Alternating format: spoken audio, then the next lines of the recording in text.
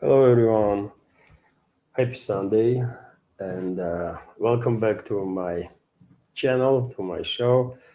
It is 5th of July, of course, 3 p.m. Moscow time, and as always, I have prepared quite a number of news on some major developments, and I hope you will find new segment informative and useful. Although, dear friends, it's a Sunday community chat and fundraising stream, as it is the case on Sundays usually. And in case you liked my work previous week, please consider to support this project. I will highlight all the donations that will be during the stream. I'm highlighting all the donations that are coming whatsoever. And on the topic of donations, dear friends, this morning there was a donation from Christopher through PayPal, and it was a $10 donation. So thank you very much, Christopher, for a $10 donation through PayPal. And Christopher was asking me to share a video of one of the Russian zoos where kittens were born of palace cat, right? Unfortunately, I did not have time to check out the video. I'm sure they were very cute animals. And I cannot share video of other. It might end up being a trouble if I start sharing videos of other creators, especially if it's not in a news and politics segment, and even then, if it's not in alternative media. Alternative media might be might tolerate if I do, for example, some reaction videos, as I'm thinking about making some reaction videos for Patreon and boost the communities of ours, they might tolerate if I'm commenting on their conversations, right, with their guests. But others would not be that tolerant. So my channel, which is already my channels that are already in as strict shadow ban as possible, I guess. Next is just a total shutdown. I can't. I don't think I can take that kind of risk. So my apologies that I'm not gonna share video from that zoo. But thank you very much, Christopher, for your $10 donation through PayPal. And dear friends, there is several ways you can donate. One is a PayPal, as Christopher donated earlier today, and there is a Patreon page of mine that you can subscribe. You can use, choose your level of support and subscribe. There is a Boosty where also there is a channel. Although Boosty also provides opportunity to donate to the project if you want to. Links are under this video in description box and in the pinned comment. And during the stream, there is, of course, super chat feature on Rumble that can be used to donate to the channel and also highlight certain topic, any topic really, right? And there is a premium subscription gift card on both Patreon and Rumble, by the way, that you can use as a means of donating to the project. And that is that. If you can support, great. If you don't, but you want to highlight certain topic and have a discussion about anything really, please use capital letters in the chat or capital Q, so I will know that this commentary is directed to me. And after new segment, I will scroll through chat, and once I spot such a question, I will react on it. And before I go through some news, let me just drop in the YouTube chat link to my Rumble channel in case you have a account on Rumble. Subscribe if you can. And okay, that's been said. Let's go through some news now without further delay. And first, of course, even though all of you know already, but I have to highlight and mention that the Russian Defense Ministry finally announced liberation of Konstantinovka city in the DPR. I was expecting this announcement to come much earlier, actually.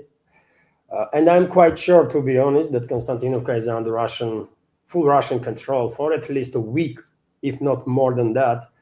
But timing to announce liberation of the city was, I think, especially chosen because in a few days' time, in 2 days' time, to be more precise. NATO summit gonna kick off in Ankara, Turkey, and I guess Russian political military leadership decided to give NATO countries this kind of gift, information about liberation of Constantinople, and this is not just one news that will somewhat spoil that mood during that NATO summit. I think either today or tomorrow, maybe early in the morning, on 7th of July, when NATO summit gonna launch, Russian militaries will announce the liberation of another major former stronghold of Kiev regime, Liman, which is also under full Russian control, by the way, at least for a week now, possibly longer than that, right? But yet again, I think Russian political and military leadership took time, especially to make these announcements, right when NATO summit will take place. Just to spoil that summit a bit, because in general terms, I don't think this revelation will have any impact on the plans that Western ruling class globalists have in regards to financing this proxy war that they are waging against Russia, or in terms of allocating weapons for that matter. But nevertheless, they will have something to ignore, right? Of course, because they're going to ignore this information, by the way, and it will create some strange situations there in Ankara. Either way, Constantinople is under full Russian control, and probably all of you, dear friends, noticed that lately Russian advances become very rapid on the battlefield, right? This week alone, about, 12, 15 settlements were liberated, and there was an announcement of Constantinople being liberated. Big deal, right? And this rapid advance of Russian troops gives me an indicator that something has definitely changed on the battlefield, something that somewhat neutralizes FPV drones of enemy. I don't know what this something is, but advance is just too fast. And that lets me think about what's going on, right? What kind of weaponry Russia did deploy on the battlefield that decreases threat from FPV drones. I know there were special shells that were developed by Russian military industrial complex for all sorts of weapon systems, including AKs, by the way, right? Also, many more units are equipped with their shotguns now.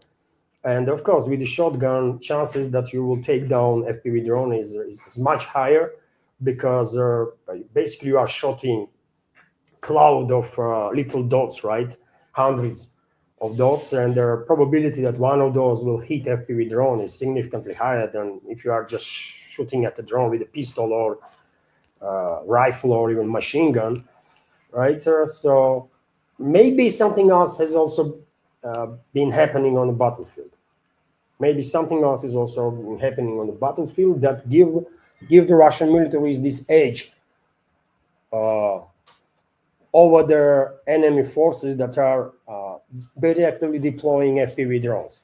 Something has happened, because 15 settlements in 1 week, that's quite a lot, actually. That's quite a lot, isn't it? And progress continues. And Russian troops further accelerating advancements, right? Today, for example, we also have a report that Russian armed forces liberated this is from yesterday, actually, but 5 more settlements were liberated, right? On top of all the other settlements that been freed before. So Russian troops have liberated 4 settlements in the Kharkov region and 1 village in the Donetsk People's Republic, according to the Defense Ministry. Units of the Zapad group of forces have taken up more advantageous positions, and the lines control has been established over there. Shikovka, Novy Mir, Cherneshchina, and Druzhelyubovka. This is all Kharkov region, by the way, Volchansk direction, and that's the area that we are talking about. And Russian troops are right next to Belgorod settlement, and some sources even are sharing information that Russian troops already are inside the Belgorod, right, and are conducting operations to liberate this settlement now, which is going to be massive blow also for the Kyiv regime forces in this northeastern corner of Kharkov sector. And when it comes to another settlement that was liberated, this another one is in DPR, right?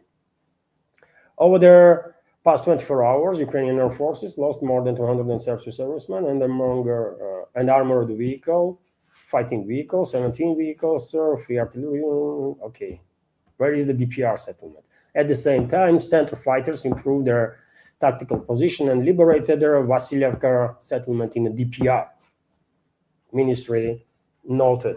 So, I mean, good progress, man. Good progress of the Russian armed forces, and I definitely would like to know what has happened, right? What kind of weaponry were deployed by Russian forces that give Russian troops this necessary edge over their enemy forces that were deploying like hundreds of drones, right, at any given direction when Russian troops were attacking.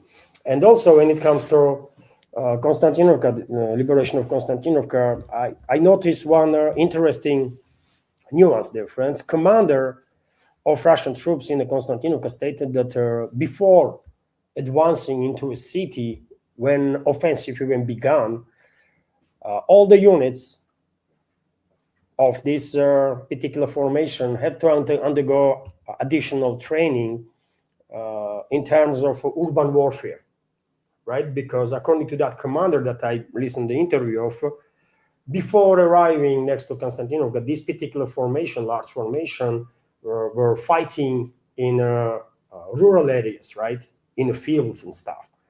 So they did not really have much of experience when it comes to urban warfare. They went to, they undergone some training. And the question is, why Russian Defense Ministry did not deploy straight away formations that already have urban warfare experience? Only explanation that I can come up with is that Russian Defense Ministry wants as many Russian formations to have urban warfare experience as possible, right? And you tell me, why is that? What's going on? Why Russian Defense Ministry needs tens of thousands of its troops to know, to have experience, not just know how to fight, but actually have battle experience in urban warfare, which is a very specific warfare, type of warfare, isn't it? And while thinking about it, I come up with an explanation that this is not done for Kramatorsk-Slavyansk, because Russian troops can take on Kramatorsk-Slavyansk anytime. This increase in battlefield training, let's say, or gaining battlefield experience in urban warfare is related to possibility that Russian armed forces will go into much bigger cities, being prepared for urban warfare than either Kramatorsk or Slavyansk or Konstantinovka or any other city that Russian troops had fought into as of now. And well, what those cities are, by the way. One big city is Zaporozhye, for sure, and there may be this already this summer we will have Russian troops inside the Zaporozhye, right? Big city. Another one is Dnipropetrovsk, of course, and Russian troops are gaining foothold in the Dnipropetrovsk region almost on a weekly basis. There are always updates about further progress. And another one is Kharkov, of course. Kharkov city, which is a big city, by the way, second biggest in Ukraine. And also these relatively smaller ones like Sumy and Chernigov, right?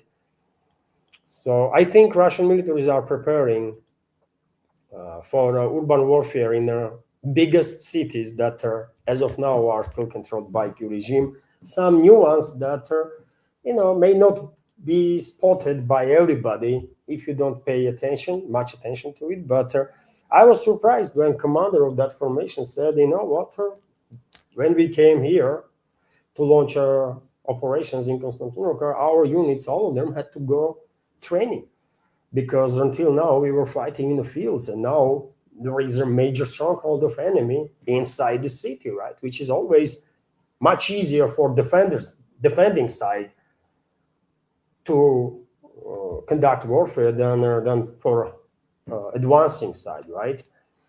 And so at this point, tens of thousands of Russian troops, by the way, have battlefield experience of this urban warfare, and it's gonna be used for sure. And I think exactly during the liberation of these major cities, maybe even for Kiev, maybe even during their, not maybe, for sure, during the liberation of Kiev too, because Kiev is going to be liberated. There can be no doubts about it, by the way. This war will only truly end when all of Ukraine, all of historical Russia is liberated. And that includes Kiev too, obviously, right? And once Russian troops will stand on a current administrative border with the Western Ukraine, only then one might say that, yeah, okay, this war is over now. Anything from now and that moment when Russian troops are standing on a border with Western Ukraine is any possible ceasefire or any possible de-escalation will be just a temporary measure. This war truly will only end when Russian troops are standing on a border with Western Ukraine, period. And you know, dear friends, Russian president visited yesterday, right? Yesterday or the day before, visited one of the headquarters of Russian armed forces. He was briefed about the liberation of Constantinople and further progress of the Russian armed forces. And I give you some little stats. 133 settlements were liberated in 2026 since the beginning of this year, over 3,000 square kilometers, that is, which is not bad. But one should keep in mind that lately, by the way, Russian advances are accelerating so much so that even I am surprised, right? I'm paying attention to these developments every day, right, for years now. And if even I am surprised, then that clearly means that some major change has happened, right? Major shift there. Russian troops were always advancing, but lately speed is just something extraordinary, man, right? And there are more often days when we are receiving reports about 3, 4, 5 settlements being liberated in previous 12 to 24 hours. This is big, I think. Also, dear friends, Russian armed forces, of course, continue retaliatory strikes, long-range retaliatory strikes on military, logistical infrastructure of a hostile side and energy infrastructure that is linked to military activity of enemy. And in past 12 to 24 hours, reports are about massive explosions in Sumy, Odessa, Zaporozhye, Chernigov, Pavlograd, Dnipropetrovsk, Kharkov regions, and you know, dear friends, Kiev regime and its NATO backers started this energy warfare, logistics warfare, isn't it, against Russian Federation? They started it, and I said straight away, yeah, okay, maybe they started it, but we will finish it, right? Russia will finish it, and well, nowadays, you know what? There is no queues or lines on gas stations on a Kiev-controlled territory in, let's say, Sumy, Kharkov, Dnipropetrovsk, most of Dnipropetrovsk, Zaporozhye regions, and you know why there is no lines or the queues to fill up the gas tanks on the cars? Because there is no gas stations. Literally, there is no gas stations. Practically all of them were neutralized by Russian forces. Kiev regime wanted this warfare, and their NATO backers, well, they get their result of it, right? And right now, best decision the civilians can make in these areas, by the way, especially on all over the Kiev control territory, let's be real, right? Best decision they can make is to freaking get out of Ukraine, right? Especially on the left bank of the Dnieper River, because, well, Logistics are dead there, right? Logistics are dead there. You're not going to be able to fill up your tanker to do much, really. And the Russian militaries are hunting down not just those gas stations and destroying not just those gas stations that are used by Kyiv regime's militaries, but also any energy infrastructure, oil infrastructure especially, right? And also trucks. Thousands of trucks have been hunted down and destroyed by Russian troops. Well, you can see consequences of one of the recent attacks that Russian troops conducted. This was in a Kharkov region, right? This is a Kharkov region. Russian military spotted a parking line of these trucks, many of which, or all of them, were used to launch drones, right? To move around military munition equipment. Many of those trucks, disguised as civilian trucks, are used for long-range drone attacks on the Russian Federation. And it's a legit target, right? Kyiv regime started disguising its militaries as civilians, in a civilian trucks. So Russian forces don't really have much option after that, but to disguise all civilian trucks, legit target, and that's what happens, right? Logistics on Kyiv-controlled territory are dying, logistical lines, and situation is getting worse and worse as time goes by. And as I said, man, better all civilians, all of them, literally all of them, for sake of their own safety, right? Better they all freaking evacuate, go to Europe and demand from European terrorist regimes to pay for your everything, from housing to food, because you are in this situation, Ukrainians, because of your freaking idiotic leadership and the leadership of these European terrorist regimes. So go there, demand whatever you can demand, right? Don't risk your life on a Kyiv-controlled territory. Once Ukraine is liberated from these Nazis, fascists, and the scumbags, you can come back and rebuild your life. That's how it's gonna be.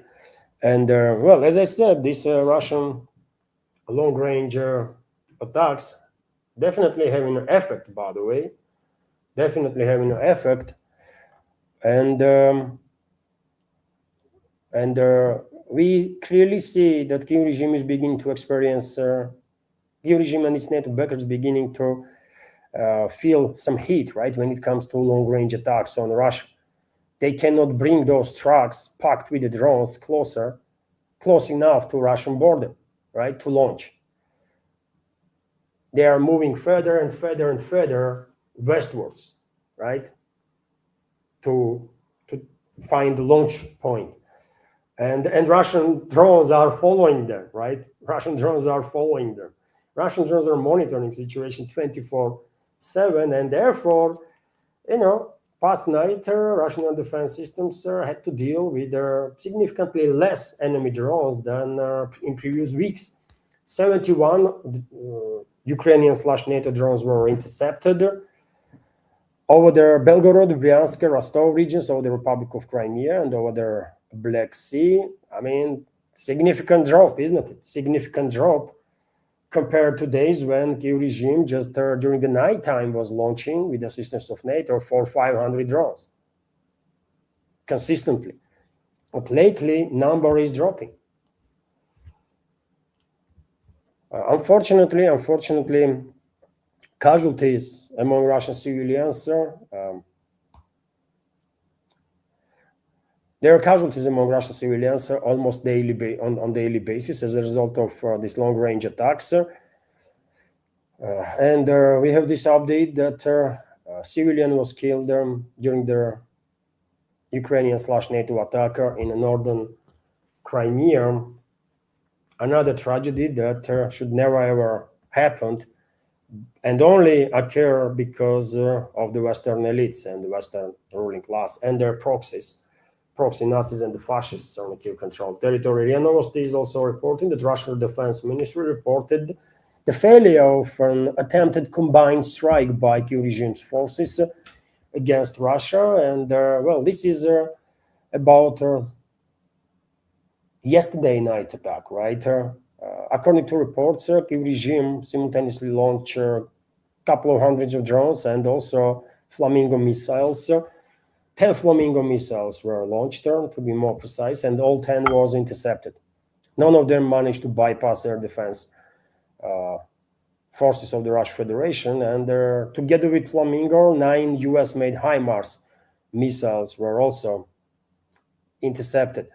So maybe Western ruling class thinks these Flamingo missiles, mass production of these Flamingo missiles, is some sort of a game changer or something, but actually not. It's an issue, yes, it is an issue.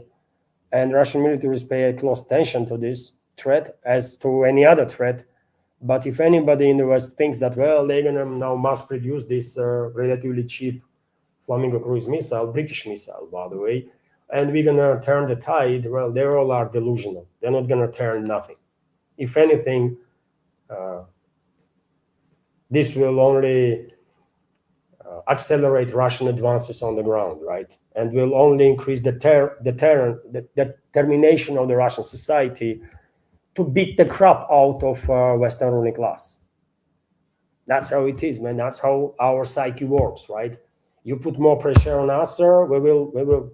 Our desire to knock you out will only increase. And Western elites are definitely miscalculating because they have no freaking idea how people here in Russia think, right? So it is good that Russian air defense forces don't really have much trouble to intercept these Flamingo missiles. Every now and then, unfortunately, there is a risk, obviously, that some drone, some missile might bypass air defense forces, especially if air defense unit that is responsible for certain sector is kind of overwhelmed, right? Because at any given point, you can only launch so many interceptor missiles. Then you need some time to kind of reload, right? And at that point, if something passes by, then something passes by. But Russia has best air defense forces in the world. So therefore, as I said, man, if anybody thinks in the West that they're going to turn tide with these freaking drones and missiles, they are mistaken big time. And well, yesterday, Leningrad region was attacked again, isn't it? St. Petersburg city. And this attack came from where? Of course, it came from NATO, correct? From NATO territory. And well, in St. Petersburg itself, unfortunately, oil terminal was struck, although damage was minimal. Based on reports from the area, fire was extinguished quite rapidly, right? It only took like a couple of hours. And so I guess the damage was not that significant. Although there was a damage, undoubtedly, but you can see some of their, screenshots of some of their aftermath of these attacks. On the top picture here, you can see like two or three tanks were, damaged, caught fire in this oil depot. But yet again, fire was very rapidly extinguished. And interestingly, Deputy Foreign Minister of the Russian Federation stated that Baltic states provided corridors for Ukrainian airstrikes on Russia. Right? This is, if I'm not mistaken, highest-ranking Russian official that pointed finger at their NATO member states that they are directly involved in these attacks. Latvia and other Baltic states provided air corridors for Ukrainian/NATO airstrikes against Russia. Deputy Foreign Minister of the Russian Federation, Mikhail Galuzin, stated. And well, I guess this kind of statement by Russian high-ranking official is definitely not a random one. We all know, dear friends, that whenever Leningrad region is attacked, NATO countries are basically openly involved in this, right? They are providing ground, they are providing airspace. And I'm not even buying into nonsense that Kyiv regime is launching drones from Western Ukraine, and these drones then are crossing through Poland, entering Lithuania, then Latvia, Estonia, and are targeting Russia, either from Latvia and Estonia, or moving further north, crossing Gulf of Finland, entering Finnish airspace, and are targeting Russia from Finland. I'm not really buying into this nonsense. I think these drones are launched from NATO territories. I don't think these drones are launched from Western Ukraine. These drones are launched from NATO territories, from Lithuania, Latvia, Estonia, and Finland. That's what I think. That's what I think, by the way.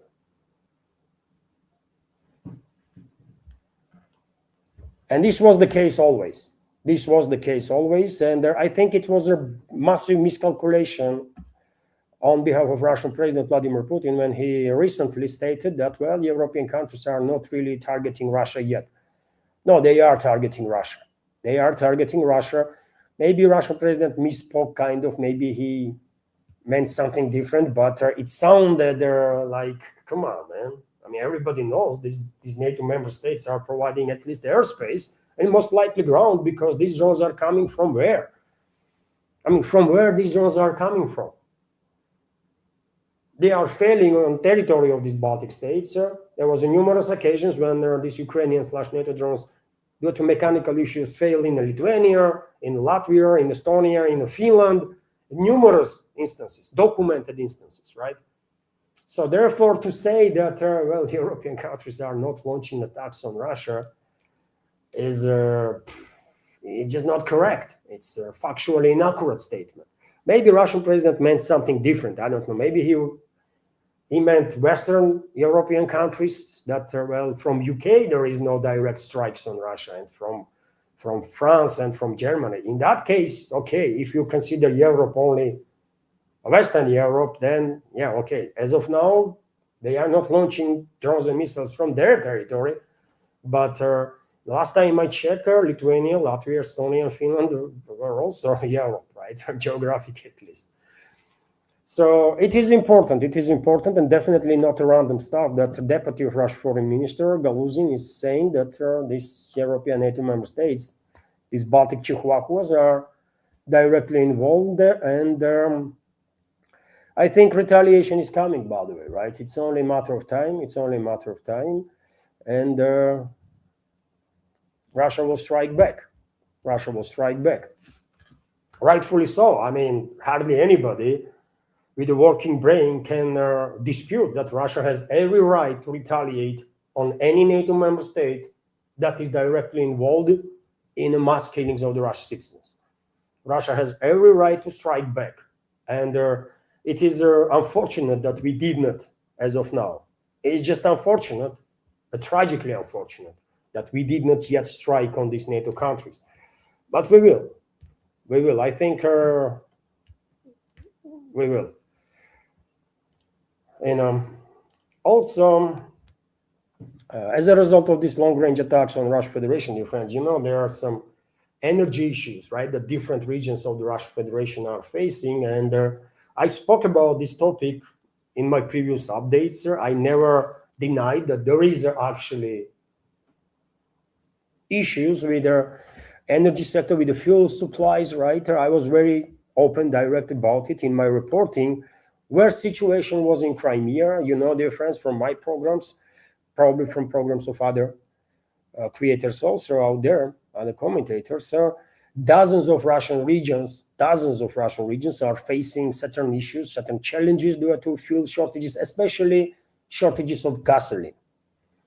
There is no much of an issue with the diesel, by the way, and I'm happy about it. Diesel is very important because agricultural sector works on diesel, and logistics, mostly these trucks, right?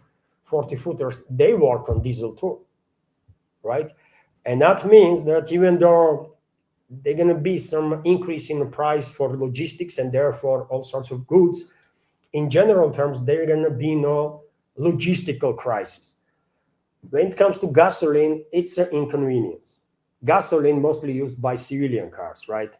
Family cars, by the way. Some have a car on a gasoline engine, some have a car on a diesel engine, some have an electric car. And they don't give a damn about gasoline shortages, right? But with gasoline, there is issues. Not with diesel, because Russia still continues to export diesel, believe it or not. Russia still continues to export diesel because there's plenty of it, right? Gasoline is a different story. In numerous regions here in Russia, there is issues. Most difficult situation was in Crimea, and I was reporting about it. And today we have a very good news. By the way. And this news is that fuel has gone on sale at 112 gas stations in the Republic of Crimea. This was announced by region's Minister of Fuel and Energy, Vladimir Voronkin. Dear people of Crimea, he wrote, he stated, today, July 5th, 2026, refueling of vehicles will be carried out at 112 gas stations, the register of which is posted on their website of the Ministry of Fuel and Energy of the Republic of Crimea, as well as on social media, so people will be informed in which part of the peninsula, which gas stations have received fuel. And by the way, what this means? This means that Russian militaries did manage to establish safe passage for fuel trucks on this land bridge between Crimea and mainland Russia, right? That's what that means. A lot of mobile air defense forces were deployed into area. A lot of Russian air defense forces that are operating with all sorts of weapons, right? Not just missiles, but also interceptor drones and everything, right? Everything. They are escorting these cars and, well, they managed to clear skies from these American Hornet drones and whatever else enemy was using to strike logistical lines, right? To distract logistical lines there. And 112 gas stations, that's a good start. I don't know how many gas stations are out there in Crimea. It's a big peninsula, but not that big, right? 112, that means gas stations are operating everywhere, right? Everywhere. So this fuel crisis is beginning to be resolved. I would not say it's completely resolved already in Crimea, but it clearly is beginning to be resolved, right? And that's a great news. That's a great news, by the way, there. And before I continue, dear friends, before I continue with the news, let me take a minute and highlight once again that this media project of mine only exists as long as I have your support, community support. And if you like my work, if you like my channels, by the way, what I do, please consider to support her. You can do it through several means. You can donate through PayPal, as Christina did just a few minutes ago. And thank you very much, Christina. I will highlight your support right now, actually. A few minutes ago, Anna dropped a screenshot of a donation. So you can donate, dear friends, through PayPal. You can donate through Boosty. You can subscribe to my Patreon page. I will check out the live stream if we will have new members on Patreon.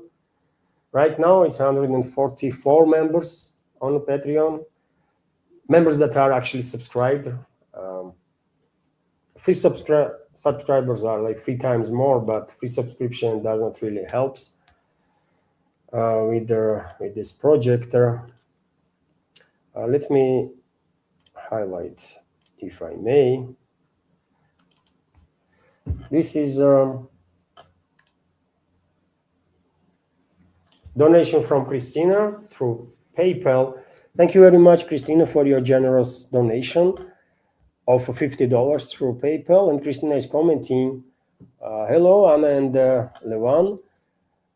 Konstantinovka liberated. Thank you, Russia, and for your work, Levan. Kind regards, Christina. Thank you very much. Thank you very much, Christina, for your kind words and attention and support. Thank you. And so, yes, dear friends, there is a PayPal that you can use to donate. After all, today is our fundraising stream, right? So we raise $60 already, I would say. 10 from Christopher and 50 from Christina. And so, yes, you can subscribe to my Patreon page, my page on Boosty, and during the streams, you can use Super Chat feature on Rumble.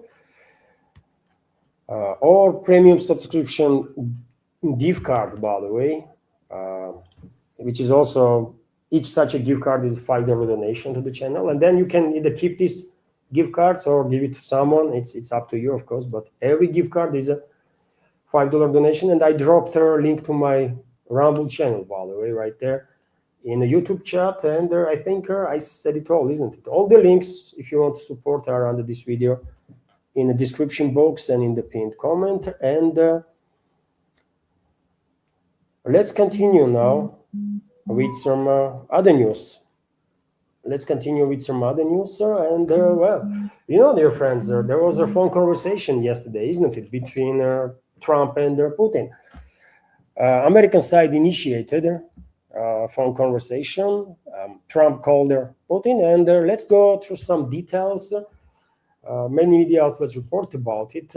I chose RT's reporter to highlight this situation. So US President Donald Trump called his Russian counterpart, Vladimir Putin, to discuss the Ukraine conflict, the situation around Iran, and their prospects for restoring bilateral ties. The Kremlin aide Yuri Ushakov stated the conversation took place on Saturday, yesterday, as the United States marked the 250th anniversary of their Declaration of Independence.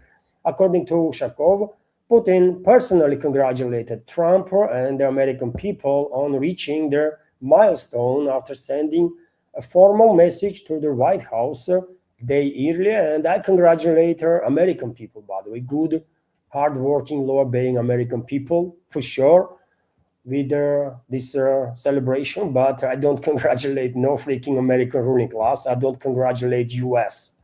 US is an enemy of my people, while led by terrorists and mass murderers and genocidal maniacs that American ruling class is. So therefore, I don't congratulate personally US with nothing. US is my enemy. As long as it's led by criminals such as Trump and the rest of the scumbags, right? The entire American ruling class is a freaking scumbags. Let's be clear on that. And I'm sorry that Russian president congratulated Trump and US. No, he should say, I congratulate American people. That's it, man. Even better if Russian president did not even answer to the phone. Why he wasted time talking to this freaking nobody? I don't know. But yet again, I congratulate good, hardworking, law-obeying, kind-hearted, by the way, US citizens, right? Because idea of building the republic there, at least on paper, was a good idea. Since Second World War, US is no longer a republic. US is an evil empire. Let's be clear on that too, right? Let's face the reality. After Second World War, US is just simply evil empire that is guilty of death of tens of millions of people worldwide and destruction of lives of hundreds of millions of people worldwide. So let's make no mistake what kind of entity we are talking about when it comes to US. It's an evil freaking empire. But there are a lot of people that live in America. It so happened that they were born there, so nothing they can do about it. But they are good, kind-hearted people, and I definitely congratulate them with the celebration, right? But I definitely not congratulate no freaking American ruling class, these imbeciles, man, right? But anyways, let's continue with their news. Call lasted hour and 25 minutes, Ushakov said, describing it as a business-like and highly constructive. Okay, by the way, I mean, if you monitoring Russian segment of internet, under the report that Putin held their conversation with Trump, you can see reactions of the people. People are upset, very upset, by the way. While American ruling class kills Russian citizens on daily basis, Russian president is talking to enemy of Russia, Trump, and congratulates him. What the hell, man? This is wrong on so many freaking levels, right? This is just too freaking wrong, man. Too bad. But yeah, that's... And by the way, Putin is the weakest link. Let's be real. Putin and his inner circle is the weakest link here in Russia. At this point, I think everybody understands this guy is, or something is wrong with this guy, man, right? And his fixation on Western ruling class is unhealthy. Something is going on there. I don't know what. Maybe he's just too old now and don't really understand what the hell is going on around, right? And with whom he's talking to or something like that. I don't know what's going on. But he's clearly looks like a weakest link in Russia. He and all of them in his inner circle, right? That encourages him to act in a way he does, man. It makes no freaking sense. Everybody's laughing at us, right? Because of this Putin and his restraint policies. It's just too much, man. It's too freaking much, right? And then they went to talk about some stuff. I don't give a damn, man, what Putin and Trump talk about. It does not really matter. It is embarrassing that Putin is talking to enemy of Russia, period, right? And I'm going to switch to other topic before I went off rails, man. Otherwise, I might say some stuff that I definitely think, but may not be that safe to say it publicly about Putin and his people, his inner circle. And I do have some strong words about those. Anyways, let's continue. And Trump also spoke to Zelensky yesterday. Okay, just mentioning, by the way, I don't give a damn about Zelensky-Trump conversation too. It means nothing, obviously. But what makes me angry is that Russian president is still acting when it comes to Western ruling class, Western elites, American ruling class, and Trump, and their puppet Trump, by the way. He acts like, I don't know, man. He owns something to them, or what's going on, man? What's going on? Is Trump owns anything to Trump or American ruling class? What kind of sick relationships they have, man? Because this is abnormal. This should not happen, man, right? And it's embarrassing for Russia. Putin also went to say that if Ukraine continues attacks on infrastructure, Russia's security zone will need to be enlarged. Okay, he has said something like that many times before. At this point, by the way, I really want to ignore anything that Putin says, really, but because I have news programs, right? I just cannot completely ignore Putin because formally he is still Russian president, right? But yeah, man, such an embarrassment for Russian Federation that Putin is, in my personal opinion, man, right? Such a freaking embarrassment that guy is. TASS news agency is reporting that, well, Peskov, another genius of modern times, went to say that Western aid to Kiev makes their special military operation a real war. Really? In a fifth year, it's a fifth year. This special military operation didn't start yesterday or day before yesterday. It's a fifth year. And now, on the fifth year of this war, Peskov, press spokesman of the Russian president, is saying that, oh, you see, there is this involvement of NATO member states makes this a real war. What the hell, man? What you are thinking is going on there? Like some training? Or what is wrong with these people, man? What is wrong with these people, man? Russia's special military operation is gradually turning into a full-blown war as the Western sponsors are effectively participating in the fighting on the Kiev side. Yeah, it's a real war since the first day, right? Since the first day. But NATO countries make it clear they're going to do whatever they can to achieve a strategical defeat of Russia. But Peskov, just wake up now. And this is a real war. And what about Putin's statements that European countries are not involved then? What's up with that statement? It was a Putin, isn't it? That recently says that, oh, Europeans are they're staying away, they are not involved. Now you are saying that, Western sponsors are effectively participating in the fighting, so they are involved. That means, right? So please come up with one statement out there in the Kremlin. Have a freaking brainstorm, come up with one line, right? Either they are involved, either they are not. Which one is?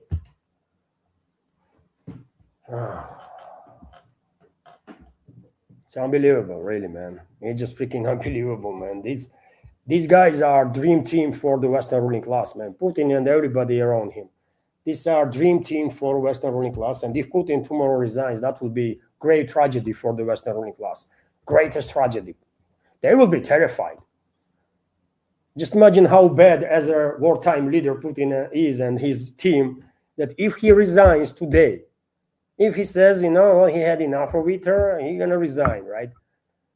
That will be freaking tragedy for the Western ruling class. Do you agree with me? They will be terrified. They will be freaking terrified because they might think that someone might become a leader of Russia who will not hesitate to freaking erase enemies of Russia from the face of the earth. And they should be terrified, by the way. They should be terrified.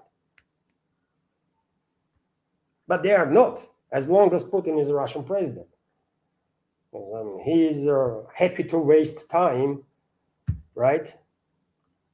Talking to this freaking nobody, Trump, for an hour and a half.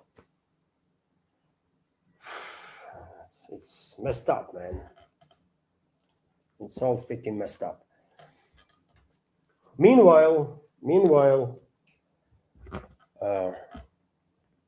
day after tomorrow, on 7th of July, they're going to be NATO summit that will start in Ankara, Turkey. It's going to be 2-day summit, isn't it? And well, according to reports, already sides, NATO member states finalized their position that they're going to allocate $80 billion or 70 billion euros for a Kyiv regime for 2026, potentially 2027. Although Italy was against allocating funds right now for 2027 also, and well, there is another country that is opposing kind of now this money flow that is going to Kyiv regime. And you guess which that country is? Poland, by the way. Although before I will get to Poland, let me give you an update about the 70 billion euros that are going to be allocated for Kyiv regime. You guess which country will take most of the burden? Germany. Germany intends to make the largest individual contribution among NATO countries as a part of a latest military support package for Ukraine, Germany's defense minister Boris Pistorius announced. So that's where Germany is, by the way. It definitely does not look like Germany's leadership, ruling class is terrified while being this openly involved in this war against Russian Federation. Do they look like being terrified, by the way? What do you think if someone like me was a Russian president? Would they dare to act this way, honestly? Or do you think after 5 years of war, these people even be alive? They would be all killed, man. On the first day, Germany sent even a single bullet to Kyiv regime. For a single bullet that they could send, if someone like me was a president of Russia, German ruling class would be exterminated, literally killed, all of them, right? And by now, Germany probably will cease to exist. That's it, man. That's how you operate in regards to enemies, man. You just take them out. But these motherfucking animals are so emboldened that well, they are openly bragging about killing Russian people. Fucking animals, man. Fucking animals. Sorry for my French. And there is another country that is reconsidering its stance when it comes to Ukrainian Nazis and the fascists. And this country is Poland, of course. Polish elites began active work on the preparations of the ground to reclaim former Polish territories, Eastern Lesser Poland, as they call it, right? And which includes such cities as Lvov and Rovno, by the way. Some 70% of Western Ukraine is former Poland that Stalin took from there, right, after the Second World War. And the Polish prime minister, even though extreme Russia hater, and well, until now at least, a big supporter of allocation of all sorts of money and weapons for the Kyiv regime. Well, now kind of making some backtracking on his previous positions and saying or calling on a delegation, Polish delegation that will participate in NATO summit to be cautious in the discussions, further financial support for Ukraine ahead of NATO summit in Ankara. We will continue to support Ukraine, but the Polish delegation should be cautious in discussing further financial assistance. Poland is already bearing the main burden of defending the EU's eastern border, and this needs to be taken into account, said the Polish Prime Minister. And I should keep in mind, dear friends, that this creature, Tusk, and also Sikorski, Foreign Minister of Poland, they are extreme Russia haters. Extreme Russia haters, by the way. But ruling class in Poland, deep state, let's say, in Poland is all about reclaiming former Polish territories now, and they are forcing these creatures to change the tune, right? To change the tune. Tusk was just recently, literally a week ago, calling for his own president to de-escalate with Ukraine. But probably deep state had a little conversation with this idiot, and they let him know that not just he might disappear if he continues messing around deep state and its strategy, but everybody around him might get sent to hell also. And well, U-turn right there. And I have said many times before, by the way, if anybody thinks Poland is just a random country in Europe, no, man, it's not like that. Polish elites, deep state, they always had imperialistic ambitions, by the way, imperial ambitions, right? And Poland has experience of being an empire. Maybe for a short time, but nevertheless. So clearly, Polish deep state is all about reclaiming territories from that makes some 70% of Western Ukraine, and therefore more and more voices are escalating with Kiev regime. And for example, leader of Law and Justice Party in Poland, former Prime Minister Jarosław Kaczynski, promised to block Ukraine's accession to European Union if Kiev does not renounce the cult of Bandera. And as Poland is escalating, Polish elites are escalating on the basis of heroization or glorification of the Nazis, Nazi mass murderers and genocidal maniacs on the Kiev-controlled territory. Ukrainian Nazis and the fascists, basically, that collaborated with Nazi Germany during the Second World War and killed hundreds of thousands of civilians, including 100,000 plus Poles, mostly children, women, and elderly. And they are using this topic. They knew that in 2014, Washington and London were bringing to power those Nazis and the fascists. Polish elites knew this perfectly well, but at the time they were very okay to use these forces against Russia. And they still are okay with that, but now they think they have to act to prepare ground to reclaim former territories, right? And so they are using this very topic of glorification of Nazism in Ukraine that they ignored for so many years to prepare ground to indoctrinate Polish people, also to prepare society and the country for inevitable confrontation with the Ukrainian Nazis and the fascists in Western Ukraine. And this recent escalation from Polish side obviously did not enter unnoticed by globalists, by London. And dear friends, there is already a distraction campaign put in place by globalists. And of course, I'm talking about these publications now in Western media that allegedly US warned Poland, that Russia might launch some surprise attack and Russia might go for a war against Poland and Russia might do this and Russia might do that. Freaking nonsense, right? Russia has every right to retaliate on logistical hubs on the Polish territory that are linked to weapons transfer to Kiev regime, but I think Polish deep state, Polish elites know perfectly well Russia don't really want no war with Poland, right? They know this, but globalists are not happy with this escalation that Warsaw is engaged now, and they are not happy about it for several reasons, by the way. First and foremost, that will weaken, of course, Kiev regime.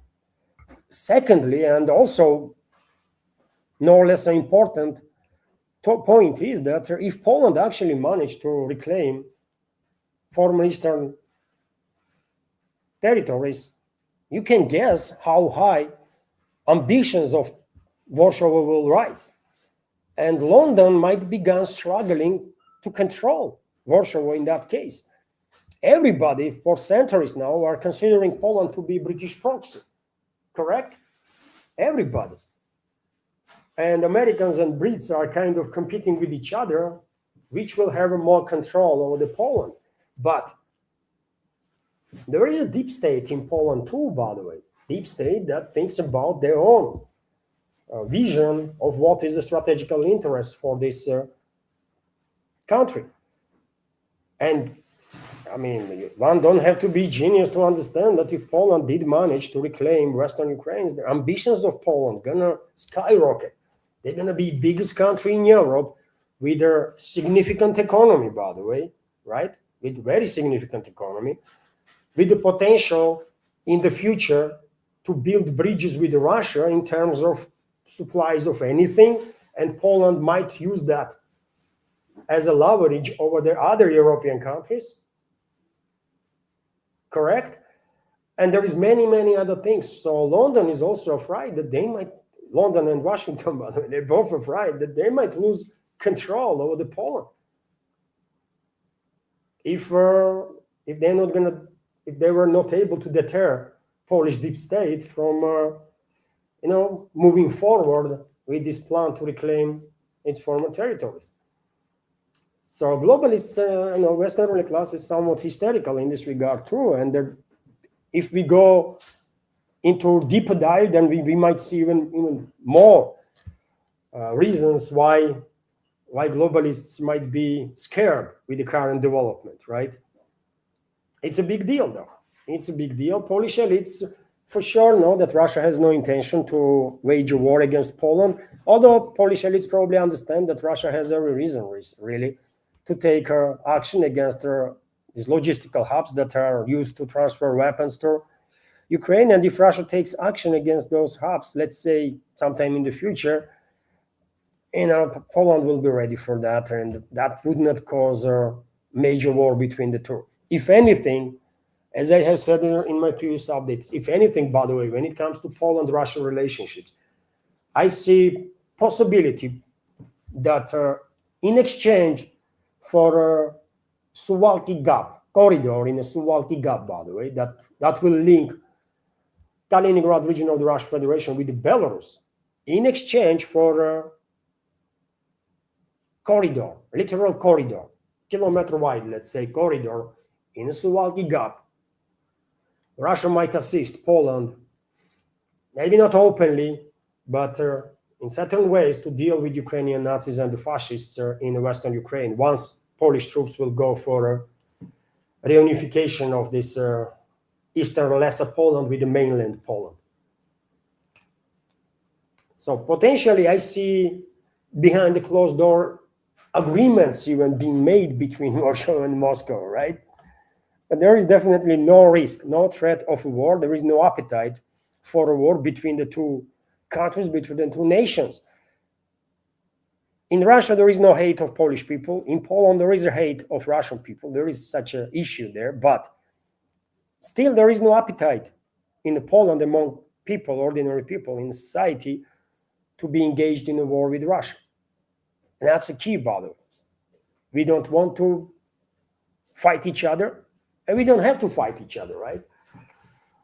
And so let London and Washington be hysterical, man. Let them be hysterical. It's all good, right? It's all good. But clearly, this type of articles, and everybody is talking about now this stuff, isn't it? I mentioned this a few days ago too, but on alternative media, like all the channels are saying that, you know what, Americans are saying that Russia might attack, conduct invasion, and what are you talking about? What invasion? Only way Russian troops will end up in Poland is if there is a behind the closed door agreement. Once again, if there is a behind the closed door secret agreement that in exchange for a corridor in the Suwalki Gap, Russia will provide assistance to Poland to deal with Ukrainian Nazis and the fascists in Western Ukraine. Such an agreement might happen. And this is the only way how Russian troops might end up, let's say, on the Polish territory, current Polish territory, in the Suwalki area, let's say, to create a gap, to create a corridor, to link Kaliningrad with Belarus. But it's not going to happen now. It's not going to happen in the next several months. I don't think so. And it will only happen if there is a behind the closed door agreement. Of course, Warsaw might never acknowledge the existence of this agreement and be very critical of Russia, say a lot of crazy stuff. Moscow will also never acknowledge that there is agreement in place. Moscow will say many critical things about Warsaw, but in reality, behind the closed doors, there will be agreement. This is the only way Russian troops will actually cross the border into Poland, if there is agreement. Correct? Unfortunately, when and history knows such agreements, by the way, being done between the countries behind the closed doors, right? And quite often, these kind of agreements are leading to minor skirmishes because only few people know about this agreement. Rest is in dark, right?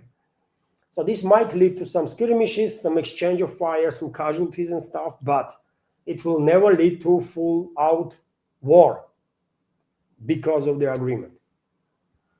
And if globalists, if Western world think they're going to scare Poland, that Russians are coming, they're not going to scare Poland, by the way, because they know perfectly well Russians have no need, right, and have no desire and appetite for a war with Polish people. Because we don't, man, right? Strikes on some logistical hubs that are used there in Poland to supply weapons to Kiev regime probably was expected by Warsaw since the creation of these hubs, right? So that would not change calculus in Warsaw. If tomorrow, for example, Russian president will finally wake up and says, you know what, let's restore the deterrent, right, with the collective West, and let's take some actions. Of course, these logistical hubs in Poland and Romania are gonna be target in that case. Of course, it's a legit target. But yet again, this would not impact overall calculus of Warsaw and prospect of agreement behind the closed door, secretive agreement between Poland and Moscow, between Warsaw and Moscow, to that in exchange of corridor in the Suwalki Gap, Russia will assist Poland with their Ukrainian Nazis and fascists, and they will need assistance, Father. They will need assistance because no matter how much money, how much weapons Polish army has, they don't have a battle-capable or battle-experienced, battle-tested formations, right? And without Russian assistance, I'm not sure Polish militaries will be able to defeat Ukrainian Nazis. And no one else can help, by the way, because in Europe, first and foremost, there is no country which has an army more capable than Poland, right? I don't think even French army is better armed or better prepared. France just has nuclear weapons, that's all, right? French militaries run away as cowards from freaking Sahel region, right? They were unable to do anything there. So you think French militaries can do anything with Ukrainian Nazis and fascists if they end up in an actual war with them? No, man, Ukrainian Nazis will eat them alive. So Poland knows Europeans cannot help them. Only Russians can. And Russians probably will help to deal with Ukrainian Nazis in exchange for Suwalki Gap. If decision was up to me, if someone like me was in the Kremlin, that someone will definitely consider this to be possibility, right? Practical, pragmatic way to move forward, right? Because Ukrainian Nazis are a threat for both of us, for Russia and Poland, and we can together take them out. But for our help, we need something serious, and this something serious is Suwalki Gap. Through Poland, or by the way, I mean, let's be real, man. If it's come to it, Russia can establish a corridor